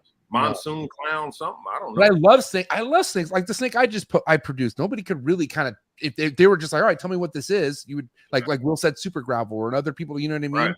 So it's like that shit like that. I feel like you should hold on tight. You know what I mean? Like you just never know. You know what I mean? Especially like this, like you can't go wrong. Shit is clean. So all right, KG, we've all been kind of spilling the beans. So I want to know where this is headed. Hey, Austin, you watch it, man. Text me a picture so we can show. No, actually, text me a picture. He got a monsoon pied. I got to see it. A monsoon pie. I'm glad he brought up monsoon because that's our next topic we're going to be speaking about right now. Yeah. We're talk about monsoon here real quick. But is it a hype or not? But anyways, we'll hold on that. But all right, KG, where we headed with this snake? I don't know. It's still right now. It's probably 350 grams, maybe. So I still got some time to figure out, where I'm gonna go with that. Definitely gonna add hypo for sure. It's a female or male? It's a female or male? It's a female. Oh, okay. When you want a male, it's always female or vice versa. Yeah, that's because listen, in the beginning, I remember the first year, I'm like, I want nothing but females, and like, all right, cool, rookie. But after a while, you need those males, and whenever you want that male, you don't get the fucking male ever, man. It sucks. Right. I don't know why it'd be like that sometimes. What about you, Will? Will you always get the male you need sometimes? Never. Occasionally, but it doesn't feel like it. Right. It never feels like it. You cutting those eggs and you see the combo, like that's it. Yeah. Then it crawls out. You like, fuck, I ain't waiting until it sheds. You pop it like, what the fuck? Yeah. Yeah. Yeah. The first DG puzzle I made, female. I was like, oh, right. Hey, you're thinking like, oh, this is it. I'm gonna make it. Yeah, I need the male. You're almost scared to pop it. You're like, oh, I'll wait. I don't want to know. Yeah. But, I sat there for 10 minutes trying to make them fucking snail eyes turn pink. Like, come on, man, please. I feel like that.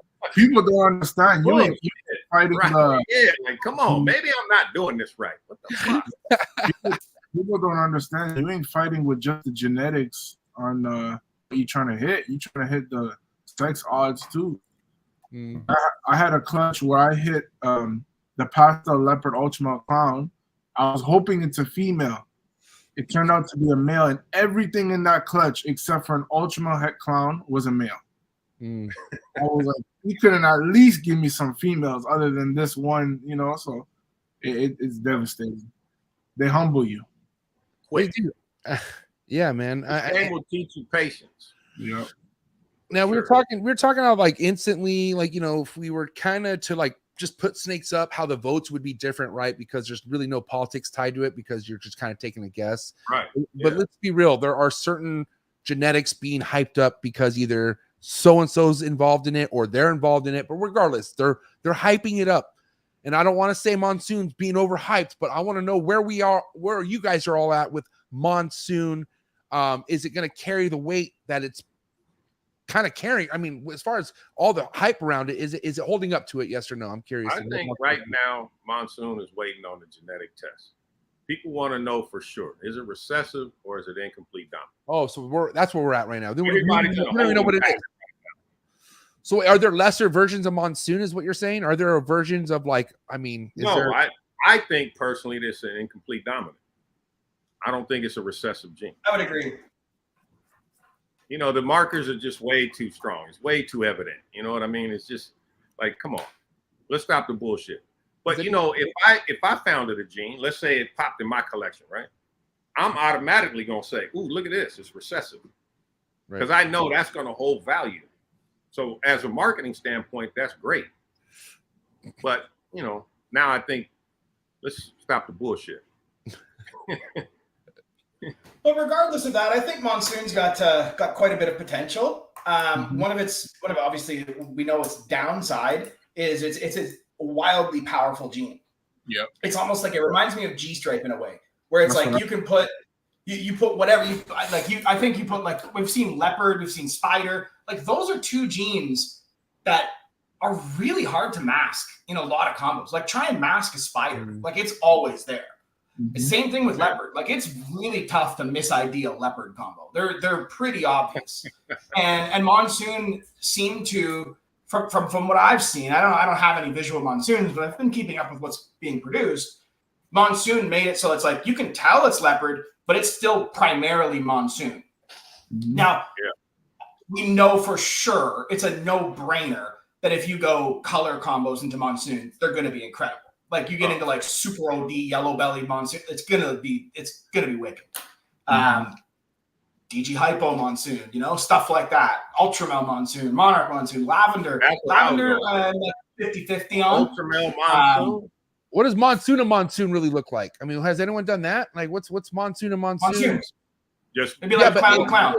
But a certain level. Okay, they look exactly the same. Nothing like extravagant or anything. No. Yeah. So that's weird then.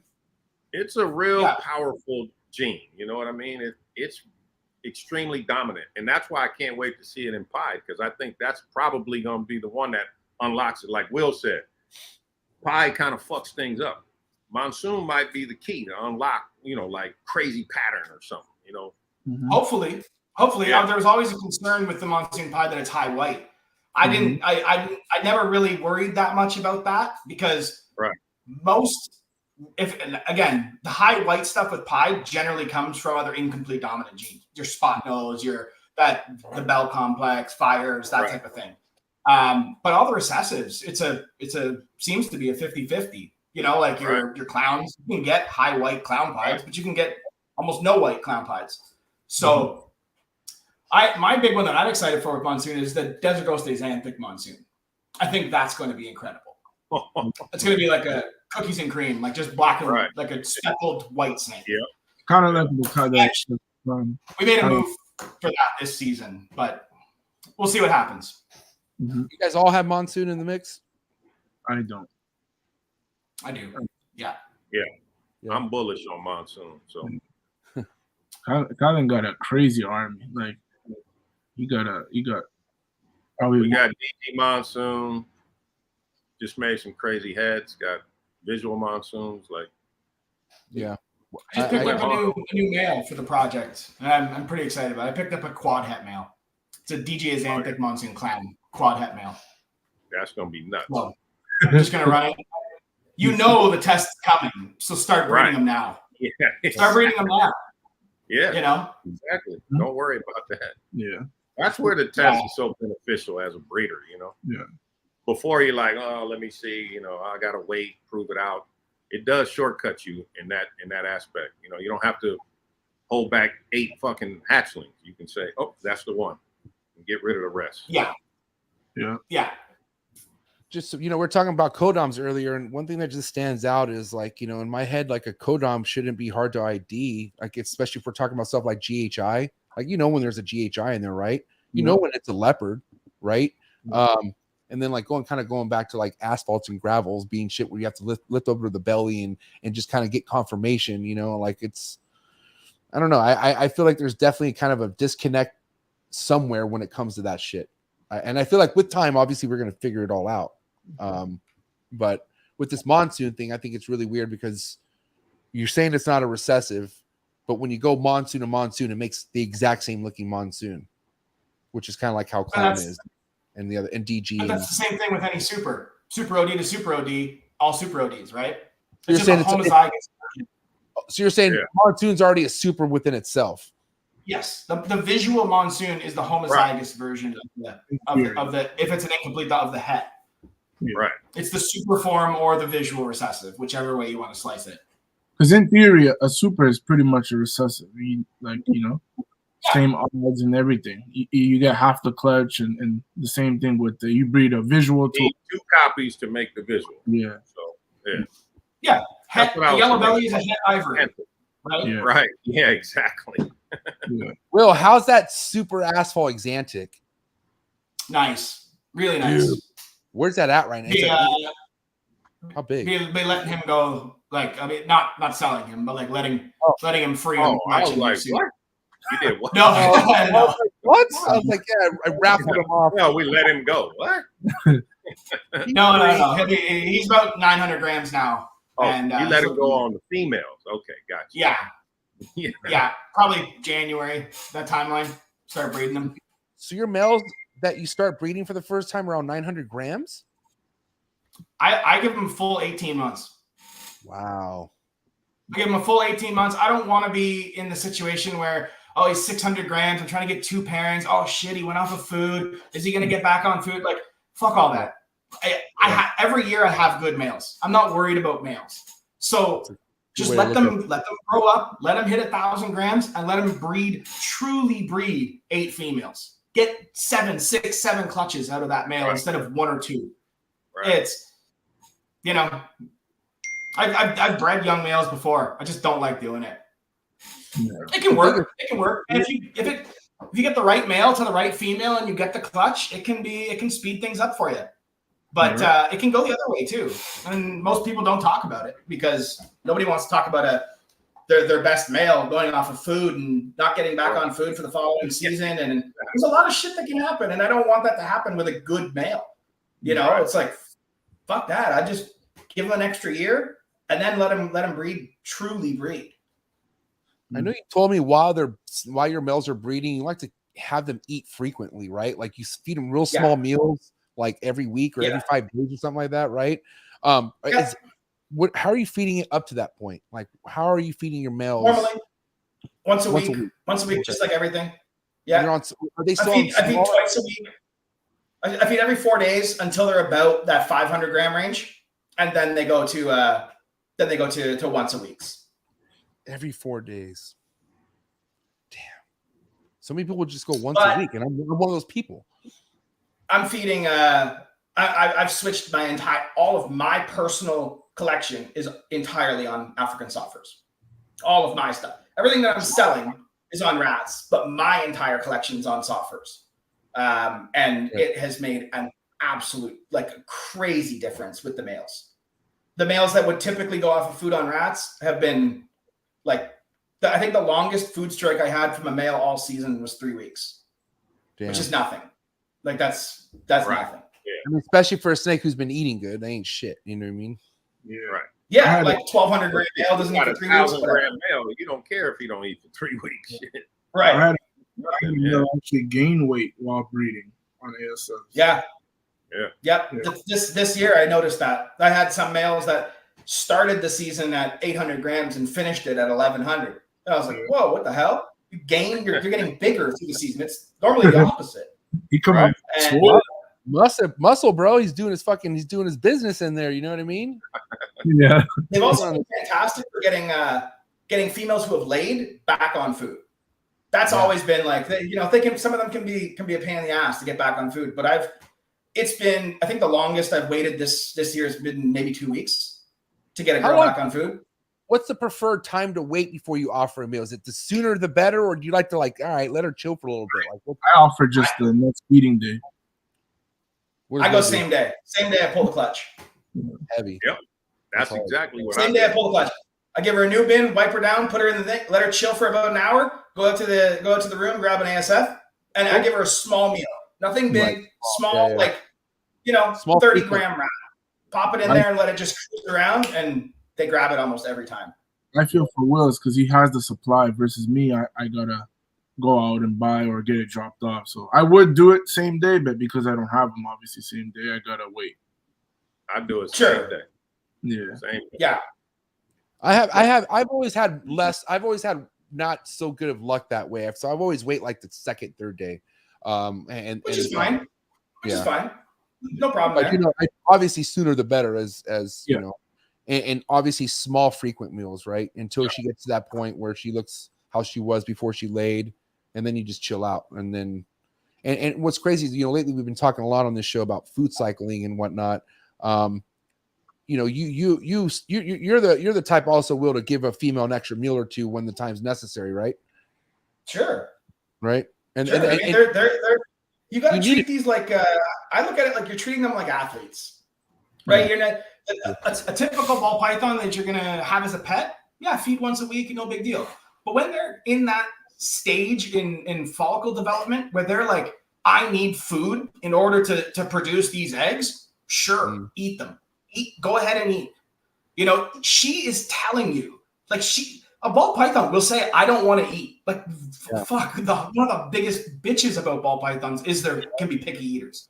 So they'll have no issue saying, I'm not going to eat. Yeah. If that female is building and is coming out of the tub looking at you every time you open the tub, it's like, you're hungry. In the wild, you'd be hunting. Like, you'd be looking for food right now. And, okay, eat. Go ahead. I'm not gonna smash like 6 medium rats into them. That's crazy. But you know what I mean? Like they're laying there, like looks like a retake after a python. Yeah. No, but like a couple ASFs in a feeding, sure, no problem. Yeah, I've noticed they become even more aggressive towards the food. Like last season, I had the RHACS shaking from one female because she took it so it just boom. The whole thing's just shaking. It's like, holy shit. Like, she's like, God damn, where is it? That's my favorite time of the year. More fun than collecting eggs. I guess hatching eggs is pretty fun too. But nothing when you bring a bin of rodents in and you're like, we have tongs and you're opening tubs and everything is hammering them, it's like. There he goes. He said the word hammered and his Wi-Fi went, wah. But no, it's true what he says, man. It really is. And it's just man, a lot of this success behind breeding anything comes down to how you feed it, bro. Yeah. That's the fucking truth. And how you and what you feed it, and I feel like the size that you feed it as well. Because I mean, I think Mark told me too, but Will was the first one to kind of tell me how important it is that his males always have something in their system, especially while they're breeding. Now, it doesn't have to be something big. It ain't got to be a fucking full-on small rat. And I feel like a lot of people always think that they have to give the snake the same size meal all the time, and they don't. You got to know time and place when to give certain things, and that's how you get successful when it comes to and I'm talking like good numbers, like fucking like eight out of 10 type shit. You know what I mean? And what would be your ratio? What's your ratio this year, Will, as far as how many females you bred to clutches you got? I got way less this year. I identified I did not want to do 150 clutches. There was no way. So we bred, yeah, go ahead. Sorry. Probably bred 80, 85. And probably going to end up with 65, 67 range. That's pretty good. Damn. So decent ratio. This coming season, I think, will be significantly better because this will be the first full season where all the females have been on soffers for like a full year. Oh God. Who is doing that? Bro, come That's on. Jaffy. It's almost trolling me right now. What the fuck? Jaffy, it's all good. Put that shit on mute, dog. You're gonna give me a fucking heart attack. No, that bing is so loud. I know. I'm gonna fucking my ear's gonna fall off. Please, bro. I beg you. That one was me. I'll take that. But oh my Lord, it's been you, Jaffy. Knock it off. I'll take it. I feel like someone in Canada who don't like me is doing this on purpose, and they're like, "Fuck it, we're gonna fuck with MJ right now. We got him. We got him right where we want him." No, but seriously, I'm Will. So 150, you said 80. You did 150 the year before. Is that why you said that number? 150 was that how many clutches? No, we did. I could easily do 150 with the numbers of animals I have. I just choose not to. I don't want that many babies. I don't want that much work. So I'd rather get the females you didn't breed. What are you going to do with those females? Are they going this year? Are you cycling? What are you doing with all that? That's a lot of snakes. I don't know. I might breed them. I might just keep feeding them. You know, it depends if I have the right male for them. I'm not just going to breed a snake just to breed it. If I have a good male and I think it's a good pairing, I'll do it. But I'm not just going to just take any male and throw it to females and end up with wholesale clutches. Like, it's just not much fun. Do you think any of that stuff, if you were to do your typical whip out the lawn chair, a couple brews, and just sit back and look at all that, do you think any of those could be let go? Oh yeah, I'm sure they could. I still have a hard time doing it though. Hey, I have a hoarder, man. You know, I have a hard time letting them go. I've let go of some. I have let go of some. I'm sending a group of puzzle stuff to Europe. It's a lot easier to keep all that shit that you're not breeding when you make your own rats. Damn. If you got a rat bill every week, yeah. If you got a rat bill every week, that's when you're constantly shifting and upgrading. But if you're producing your own rats, really ain't no sweat. You're like, I can just shelf her for now. I'll get back to her. We're producing approximately 1,200 to 1,500 ASFs a week at about $400 overhead cost. Yep. So, yeah. How do you lose? You can't lose. Yeah. I always say this, man, it's awesome to look at someone and say, wow, they're doing so well, but man, so many things have to be going right. The food, males staying on food and not turning off. And I don't know, I definitely learned, I think the last year, how you can't rely on just one male to get the job done, because anything could fucking happen. And then what? You don't do nothing for the rest of the year. So I don't know. How are you working? And we could talk, you guys could all answer this. How do you guys work your backup males? Is there always a backup plan, or is there sometimes no backup plan? Whoever wants to go first. Yeah. So for me, last season, I had no backup male. Or I actually had one backup male, but for my other project that I was super anticipating was not the best. So it kind of messed me up. But that's where I really learned that you really need a backup male. And if you don't, you might get screwed. But, it is what it is. And it's definitely mandatory, in my opinion. As best as you can, try to match the genetics. But if you can't, what I had was an Enchi leopard pie double head ultima hypo. And I was trying to breed him, and he wasn't trying to breed. So I ended up using a pastel Enchi double head ultima pie. So obviously, you didn't get the best of odds, but yeah. I learned my lesson from there. What are you, KG? Yeah, we don't have enough males. That's the bottom line. But, we're stacking now. We're producing a whole lot of, holdbacks, and we got our own shit now. But, that was a hard lesson. But, I tell people, if you're gonna use a different male and you don't have a male for that project, don't breed, something that you gotta guess who's the daddy. Yeah. I mean, you need to breed 2 different snakes that when you cut the egg, okay, this one sired it or that one. Otherwise, you're sitting there like confused. Yeah, and I want to capitalize on that who's the daddy shit, because I get it. Sometimes that's what needs to go down at certain points. But mind you, that who's a daddy type shit could fuck you the next year because of retained sperm. Exactly. That's and that, what I'm saying. I've dealt with that before. And I'm like, why is this here? And I'm like, oh yeah, you now want to know when you cut that egg who the sire is. Right. Like, No, with no question. It doesn't make sense to, I'm gonna breed a leopard yellow belly clown, and then I'm gonna breed a leopard yellow belly pied, and I'm trying to make heads or whatever.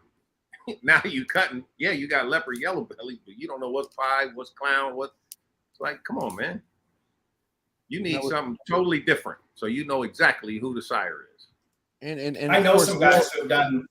They've had a clown female, and they're like, "Oh, I'm going to try and make some, this is back in the day, but like some double het clown pies." Right. And so they breed just a straight pied to it. Well, the pied goes in a couple times, maybe it locks. He's not 100% sure, and then halfway through the season, he's like, "Oh, you know what? I'm going to actually put the hypo in there with him." And it's like, bro, you're not going to have any idea. Right. You're making double pies. How you're not going to have no clue what's what. And if you get a double sired clown, like, oh man, it's a mess. So I agree 100%. Use a male that really you can pick out the differences. There's no doubt. So if you got a super OD, on this male, sure, and then this male is something else, or a blackhead something. It's like, okay, actually, no doubt. Yeah. Try to use a super. I had a super unfortunate incident that, and I have no way of. There's no way I could have known. But it sucks. And this is something that I don't think many people, it probably won't happen to many people, but it happened to me and it fucked me this year. Last year, I took a Desert Ghost possible het puzzle and did a test breeding with him to a pastel vanilla het puzzle. She laid 4 eggs, didn't think anything of it.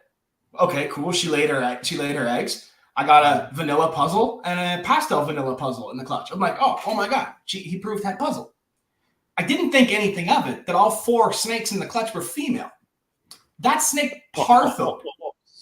Wow. So she parthoed, and I thought the male proved out. So I took that male this year and ran him to all the double het DG puzzles. 39 eggs, no puzzles. No puzzles. Oh, none. Lots of DGs. Right. But that's just one of those situations where, look, if it had, I wish to God that that when she parthoed, she threw a super form, but she didn't. Normally in a partho, you're gonna get, like, if it's a vanilla, you'll throw a super vanilla. But for whatever reason, she didn't. And she gave me pastel vanilla puzzles and a vanilla puzzle. And the pastel vanilla puzzle in the clutch, I don't know why I didn't clue in, failed to thrive, wouldn't eat, was one of those snakes that came out of its egg, wouldn't shed for like weeks on end, failed to thrive, and then we ended up losing it. And I was just like, okay, well, that shit happens. It sucks, but just a weak baby. And I again, didn't clue in. There was nothing there that would make me think that's a partho. And sure as shit, I look back on it now, I'm like, that's why that snake failed to thrive, because partho babies generally are weaker. And I mistook a partho for a snake proving out. And it's like, oh, you're man. thinking like, oh shit, he crushed the highs. I'm gonna unleash him. Well, that's exactly it. I did. I bred him to like 7 double het DG puzzle combos. So this year, I don't think I'll hit a single DG puzzle, where I should have probably hit 6, 7, 8 type of range. Yeah. So it's tough. Oh, you would think. Right there, you would think. If she's vanilla, you'd think it would have to be a super vanilla. But it's not.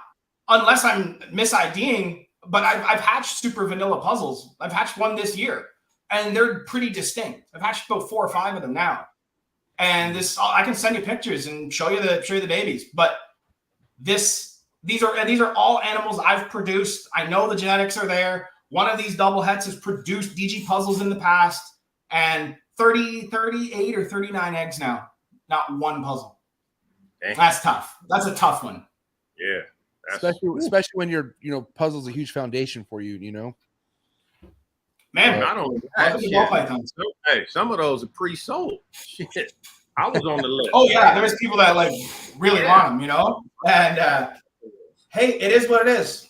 Next year we've got the DG puzzle, so the DG puzzle mail, so there's no missing. Right. Yeah, you got to keep it moving, man.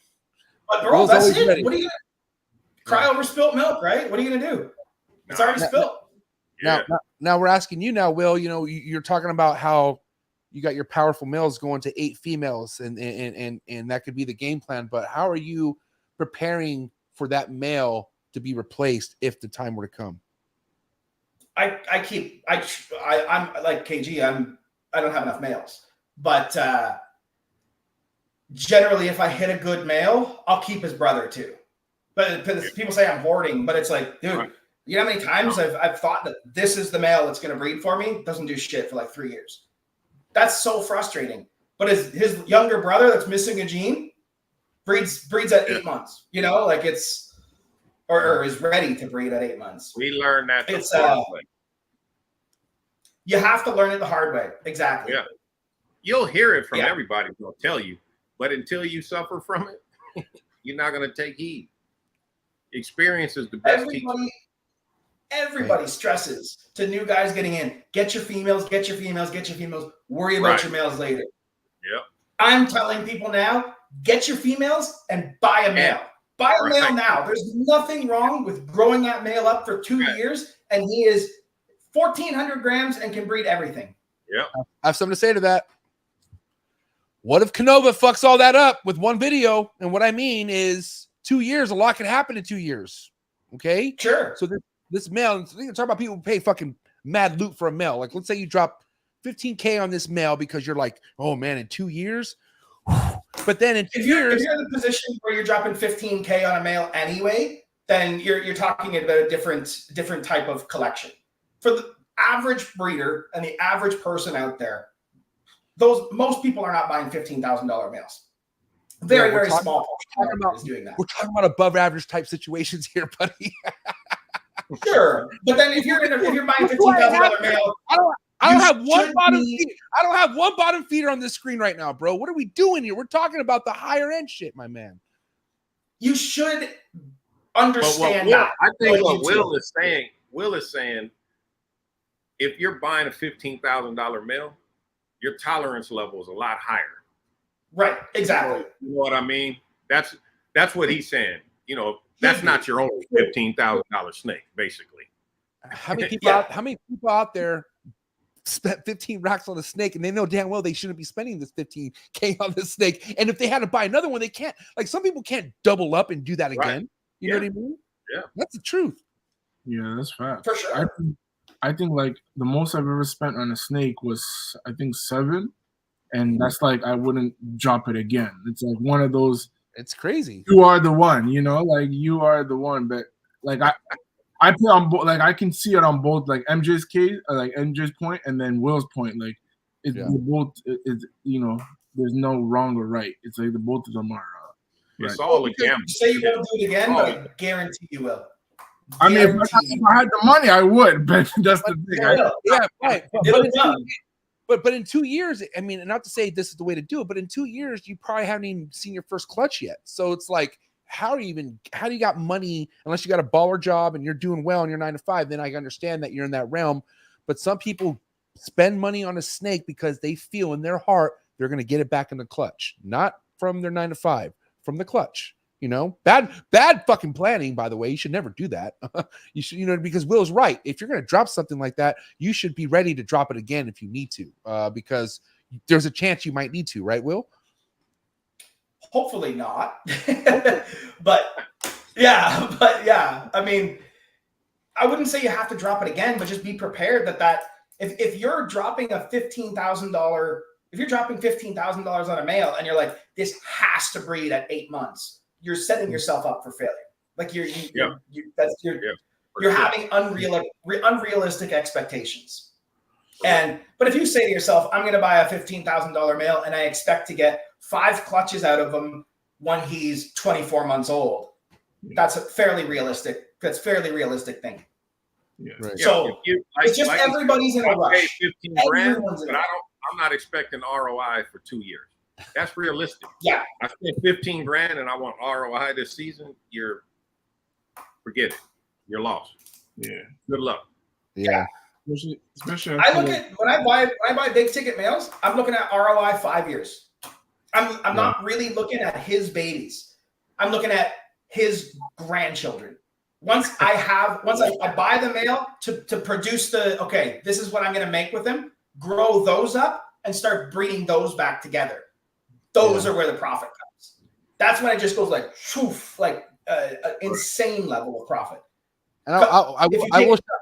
Yeah. Oh, sorry. Go. Well, sorry. If you take them, you can still do really well just buying a single male and putting it to females. And I'm going to keep back 5 or 6 females, but you can pay for them. You can make a couple bucks over what he's worth. But your true return comes from his kids once they're on clutches. Like his babies on clutches, there's your return. Now it starts. Yeah. Think about it. That's realistic. You go buy the crazy clown male. Yeah. Wait till his babies are on eggs and they've cost, he's paid for, and now everything's in the black. Everything's gravy. Yeah. Yeah. But sometimes everything doesn't go gravy. That's what I'm saying, man. Sometimes you could be like, oh man, I just heard Will, and Will said buy a male now, and I did, and 2 years down the road, what the fuck? Why is this morph this price? And why does Jaffy keep getting text messages during MJ's live? It's not me. Oh, it's KG. Sorry. Now I'm just picking on poor Jaffy for no reason. KG. Right. That's what I said. It wasn't me the whole time. The loud one was you. Right. The louder one. That loud one is you. The majority was Kylan. The one that I don't know how to turn it off the computer. Yeah. I don't even know how it got synced to my computer. What made I me got the phone off. What made me lose my eyesight were the ones that came from Jaffy. Okay, I will say Jaffy. Oh, I will say that because I have headphones, bro. Like I'm on professional hearing time right now. I hear it all right now. So when it comes to my laptop, it's all good, Jaff. Honest, Jaffy, you can do a lot, and I'll still love you, bro. You're my boy, bro. Even worse than I even have my shit on mute because I was like, yeah, I don't know. And then Kylan. It does hurt though. I'm not gonna lie. I know I sound like I'm bitching. I am, but it hurts, bro. I'm just especially if you have on headphones. Yeah, I'm gonna throw these off. Fuck it. I don't need it. Do your thing, Jaffy. I don't give a fuck. I think even worse than realizing that the males dropped in value is realizing your females are ready to breed and you don't have a male ready. That sucks even more. Yeah. Because they're the ones that give you production. Yeah. So if you're buying all these females and you have 15 females up to size at 2 years old, and I bought the male this summer and he's 400 grams. He's not breeding all those girls, man, or he's gonna die. Like one of the two. It can happen. I feel like with the ball pythons too, it's like the more you want something, the more they don't give it to you somehow. Yeah, that's anything, bro. Look at chondros. Come on, that's just how it is, bro. Yeah, it's unfortunate. It's like I hit an MJ Xanthic Lavender Pied, and I felt literally no ways about it in terms of like the clutch. I got the clutch, and I'm like, if I hit it, I hit it. The last egg in the clutch on the live, I hit it, and I'm like, what? Like, how am I gonna hit this? And the whole season, I've been waiting to hit different shit. It works like that. Like, it's just the all the time, dude. All the time. The clutches that you don't even bother to cut, you're just like, let them hatch on their own. You're just making something. Whatever. We'll see what happens. You open the thing, like, you're all out. Right. Yeah. You literally gotta lie to yourself and act like you don't. And even at that, they know you're lying, so they're like, they know you're lying. Like they're saying, hey, how do you think I feel about this tree monitor egg that's due to hatch in like fucking 2 weeks, Will? Yeah. Oh wow. I'm sick to my stomach, bro. Stop caring. I'm trying not to, but it's right here. What do you want me to do? I know. Put it somewhere else. Incubate it somewhere. Incubate it at your friend's house, so you don't even know. You forget about it. Like I trust nobody. Those are hard to hatch too, man. Is it looking good? Yeah, it looks great. But so did the other one. And then I came in, I think 5-10 days before due date, and the egg it pipped out, and I looked inside the egg and it was dead, and it was fully developed, but the stomach was wide open. So yeah, that was cool. And I think I sent you pics. Didn't I send you pics, Will? Yeah, you did. Yeah. So I hope that one makes it for you, man. That's huge. Yeah, no, we'll see what happens. And mind you, though, I incubated in that big ass walk-in incubator that had a lot of fluctuations during that time. So incubation was kind of sketchy to begin with, and now it's just been locked in. And actually, it's inside the fucking incubator I got from KG. Shout out to KG. But I got that thing all locked in right now, man. That incubator, you might have saved my chondro season and my tree monitor season this year, bro. But MJ, how was it able to pip if the whole stomach was open? It was alive. Like it was alive for a second until it got out, not until it got out, but until it breached the egg, so it pipped a little bit. It's separate, yeah. So basically, I'm talking about like this was all open, bro. Like so, and that's where it gets its food originally, but that's supposed to heal and become like almost like a belly button, right? Yeah. But and that's I just had an episode with some tree monitor breeders who've been through that as well. It's kind of like, it is what it is type of thing, but here I am relying on one egg again, and it's like, fuck, if I go through this again, it's just like the chondros, man. But I'm going to keep trying. As long as they're laying, I have chances, right? So you see what Scales and Fins and Feathers said? You want to open the egg box, your monitors I know, I'm already doing that, Josh. Josh is my boy. He's actually somebody who's helped me a lot with my tree monitors. And yeah, I'm opening up that box every day, my man. Appreciate you, Josh. But mainly, man, listen, at the end of the day, this is what value I want to bring to you ball python breeders is like, I want to sell Will tree monitor someday. I want to sell Jaffy my green tree python someday. Or my emeralds, and I would like to give fucking KG anything but a ball python. That's what I would like to do, and just have it all grow from there. I'm gonna get a lizard. Don't know when, but I'm gonna get one for sure. I'm trying to get Will into the tree monitor, bro. They're fun. They're the best. They are the best, bro. Oh my god, Jaffy, do you have plans on coming back here anytime soon? What's your travels like? Yeah, so we're doing Tinley in October, and then next year I'm gonna try to come to LA. I want to go to Bills, but it is what it is. Like I really wanted to go to Bills. Bills is always going to be there, bro. And from what I heard, there's now an Arlington in February and April, which is crazy. So now there's another Arlington. February and April. There's one in April now, really? From what I heard. Yeah, I might have to go to the April for my birthday. I think April's gonna be cracking. It's gonna be better weather in Texas. So. Yeah. Yeah, you're not going to Arlington in September? No, I would. Isn't Arlington this week? No, next week. No. 2 weeks. No, 2 weeks. 2 weeks. 2 weeks. 2 weeks. Okay, 2 weeks, not this coming weekend. Not this weekend. Following. Yeah. It's the because isn't our CRBEs, I think 2 weeks. 20 something, ain't it? I think that's the CRBE week. It's always the same week. It's 23rd, 24th, right? Yeah, 20 something. Okay, so it's the week after then. Week after, yeah. Because Will always typically goes to Arlington over CRBE from what I remember, right? Yeah. Yeah. I'm gonna keep it a thought. I don't blame him. I don't blame him. Yeah. But you're gonna be at CRBE this year, Will? I'll be there. Yeah. Yep. Not with the table, but I'll be there. Yeah. Is that just because you don't have like stuff to sell, or why aren't you having a table? I just don't like a lot of the stuff isn't ready to go, and the majority, like I'll be totally honest, I'll take the US dollars. To be honest. Wow. Just be serious. People, a $4,000 snake in US dollars sells for $4,000 Canadian, and the majority last year I think we sold 370 something snakes, and 11 were sold in Canada. So I just don't move much here. I send everything either overseas or south of the border. So, we were talking about how we were talking about if you were to like not tell the person what is at play looking at a snake. I gotta say, man, if you didn't hear him talk, and if you were just kind of just looking at Will does not seem like he's from Canada. I feel like Will should have been born in America for some reason. I don't know why. I just get that vibe. I would love to. That's like a 5-year plan type of thing. Move the entire business south of the border. That would be fucking sick. Yeah, just I'm thinking potentially Tennessee. Just as sick as Tennessee this is 2 hours. dope. Tennessee, wait, Yeah, Tennessee? fuck all this snow, man. Tennessee is That's what we're dope. looking at. Yeah. Damn. I heard that. I heard like as far as reptile keeping, that's ideal weather, humidity, like all the above type, like all the check marks are in like Tennessee area. Very temperate. Yeah. Like a Florida almost, but Florida has hurricanes, unfortunately, and crazy other like tropical storms. I think Tennessee is obviously. It's close enough to home. Like I can be on a plane and be home in an hour. Hour and a half. Like it's nothing flight.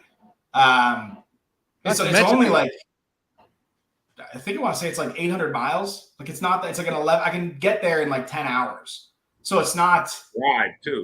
It's a 1 day drive. I can get up first thing in the morning and be at my parents' place, that day. And that's important to me. Like obviously being close with family and being able to get home if needed. But it's like just south enough where I don't have to worry about this fucking snow.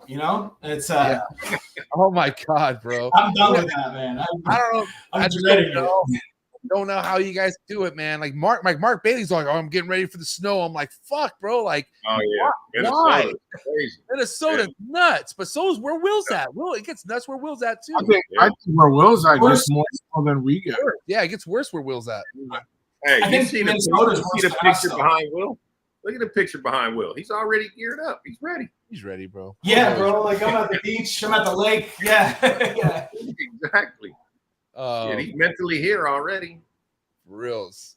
Guys, I gotta say, 2 hours went by fast. This was an amazing fucking conversation. Grown ass men talking about the ball python game, and I loved it. Will, before we let you go, Will, anyone out there who's wondering what they're doing in the ball python game because they're worried about the saturation, what do you have to say to that? The guys who win will be the guys who hold out, for sure, no question. Every single time in every market. I'm one of the reasons I'm not really advertising much right now, and I'm probably going to have a lot of holdbacks again this year, is because I'm not going to participate in the bloodbath that is going on right now. I'm just going Best to advice right there. Best advice right there. I'm just going to sit it out. Yeah, sit it out. Breed my rats, feed my snakes, grow stuff up. It's I'm not going to participate in this like price gouging race to the bottom. Just not interested. So no BOGOs, no buy one get one freeze. Is that what you're telling me? Don't see it. Look, you want a snake? We can make a deal on something, but don't come looking for a $5,000 snake and think you're getting it for $1,200. Like it's just not happening. And in one of Bill's nice boxes or Will's nice boxes and shit. Like they want the full package, bro. Don't sell yourself short. I mean, at the end of the day, you put in a lot of work to get to the point that you're at. Why build your brand and people will still come to you. It's not it's kind of basic economics, I'm not going to play the race to the bottom, and you're going to see collection sales out the ass because guys thought it was quick money. They thought it was quick money and they didn't realize how much work is involved with this. But the guys who are understand and are acute with what's going on, they're going to do really well when all the dust settles. The cream will always rise to the top at the end of the day. So stick it out and you'll be fine. Hey, Pat got a question for you, Will, before you go. Is it Kanye or is it Drake? What year Kanye? Not current Kanye, but OG Kanye. Graduation Kanye for sure. Yeah. I would think it wouldn't matter. It's Kanye versus Drake, bro. What the fuck? Are we really putting Drake up there? Are we talking females? We're not females, bro. Come on. No, they're both dope. I'm not a big fan of Drake's old stuff was good. I'm not a huge fan of the new stuff, but you know who loves Drake? You want to know who loves Drake? Like he thinks Drake is like the Tupac of the whole world situation when it comes to this shit. Jared. Boy, Jared. Jared.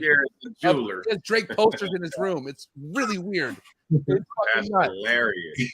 But Will, hey, honestly, Will, you're very knowledgeable, man. You've been dropping nothing but heat on this podcast from the very beginning. I want to say thank you for all your love and support. Everyone out there, please go follow my boy RCR on Instagram. What's up with YouTube? You put a YouTube out or no?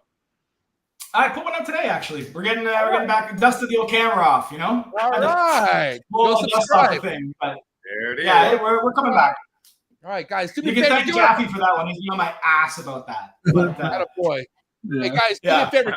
Give it up for my boy Will, Royal Canadian Reptiles, ladies and gentlemen. thanks, fellas. Appreciate you. Hey, have a good night, man. See you later.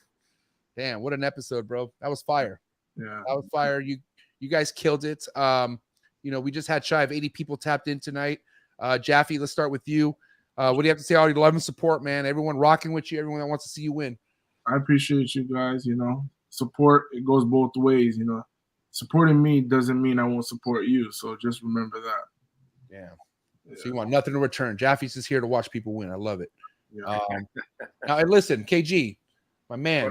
First and foremost, guys, if you want to watch, I'm putting the link to your podcast if you're cool with that in the description below. But if you really want to just kind of get an idea of this humble individual right here, do me a favor, go down to that link and watch this man's podcast. But KG, man, also somebody with a wealth of knowledge and just with life all in general, man. But all your people who are tapped in tonight, everyone that wants to see you win, what do you have to say to all your loved ones, bro? Man, much appreciated. Shout out to everybody in the comments, man. Thanks for stopping by.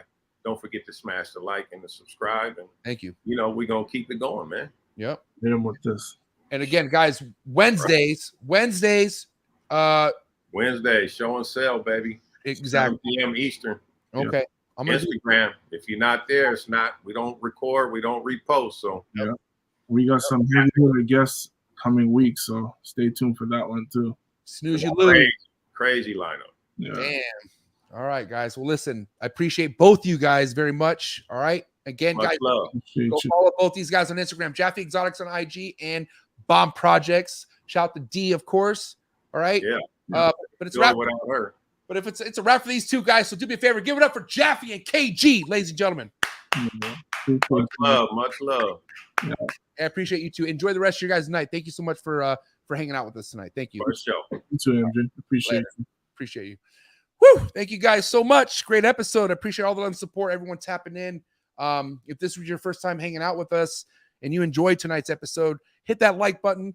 Okay, hit that subscribe button, hit that notification bell, select all. You'll be on top of every single podcast I drop here. Tomorrow, don't forget, head over to my other YouTube channel, The Trap Vlogs. About to drop some knowledge for you guys on why puppy pads are the devil. No, I'm just kidding. It's kind of clickbait. But listen, don't use puppy pads if they don't work for you. It turns out they haven't been working for me. And I'm going to break all this down for you guys tomorrow, 6:45 a.m. Pacific Standard Time. Go head over, Trap Vlogs, YouTube, set your reminder. And I appreciate everyone who shows me love and support. Also, guys, don't forget, head over to my Morph Market.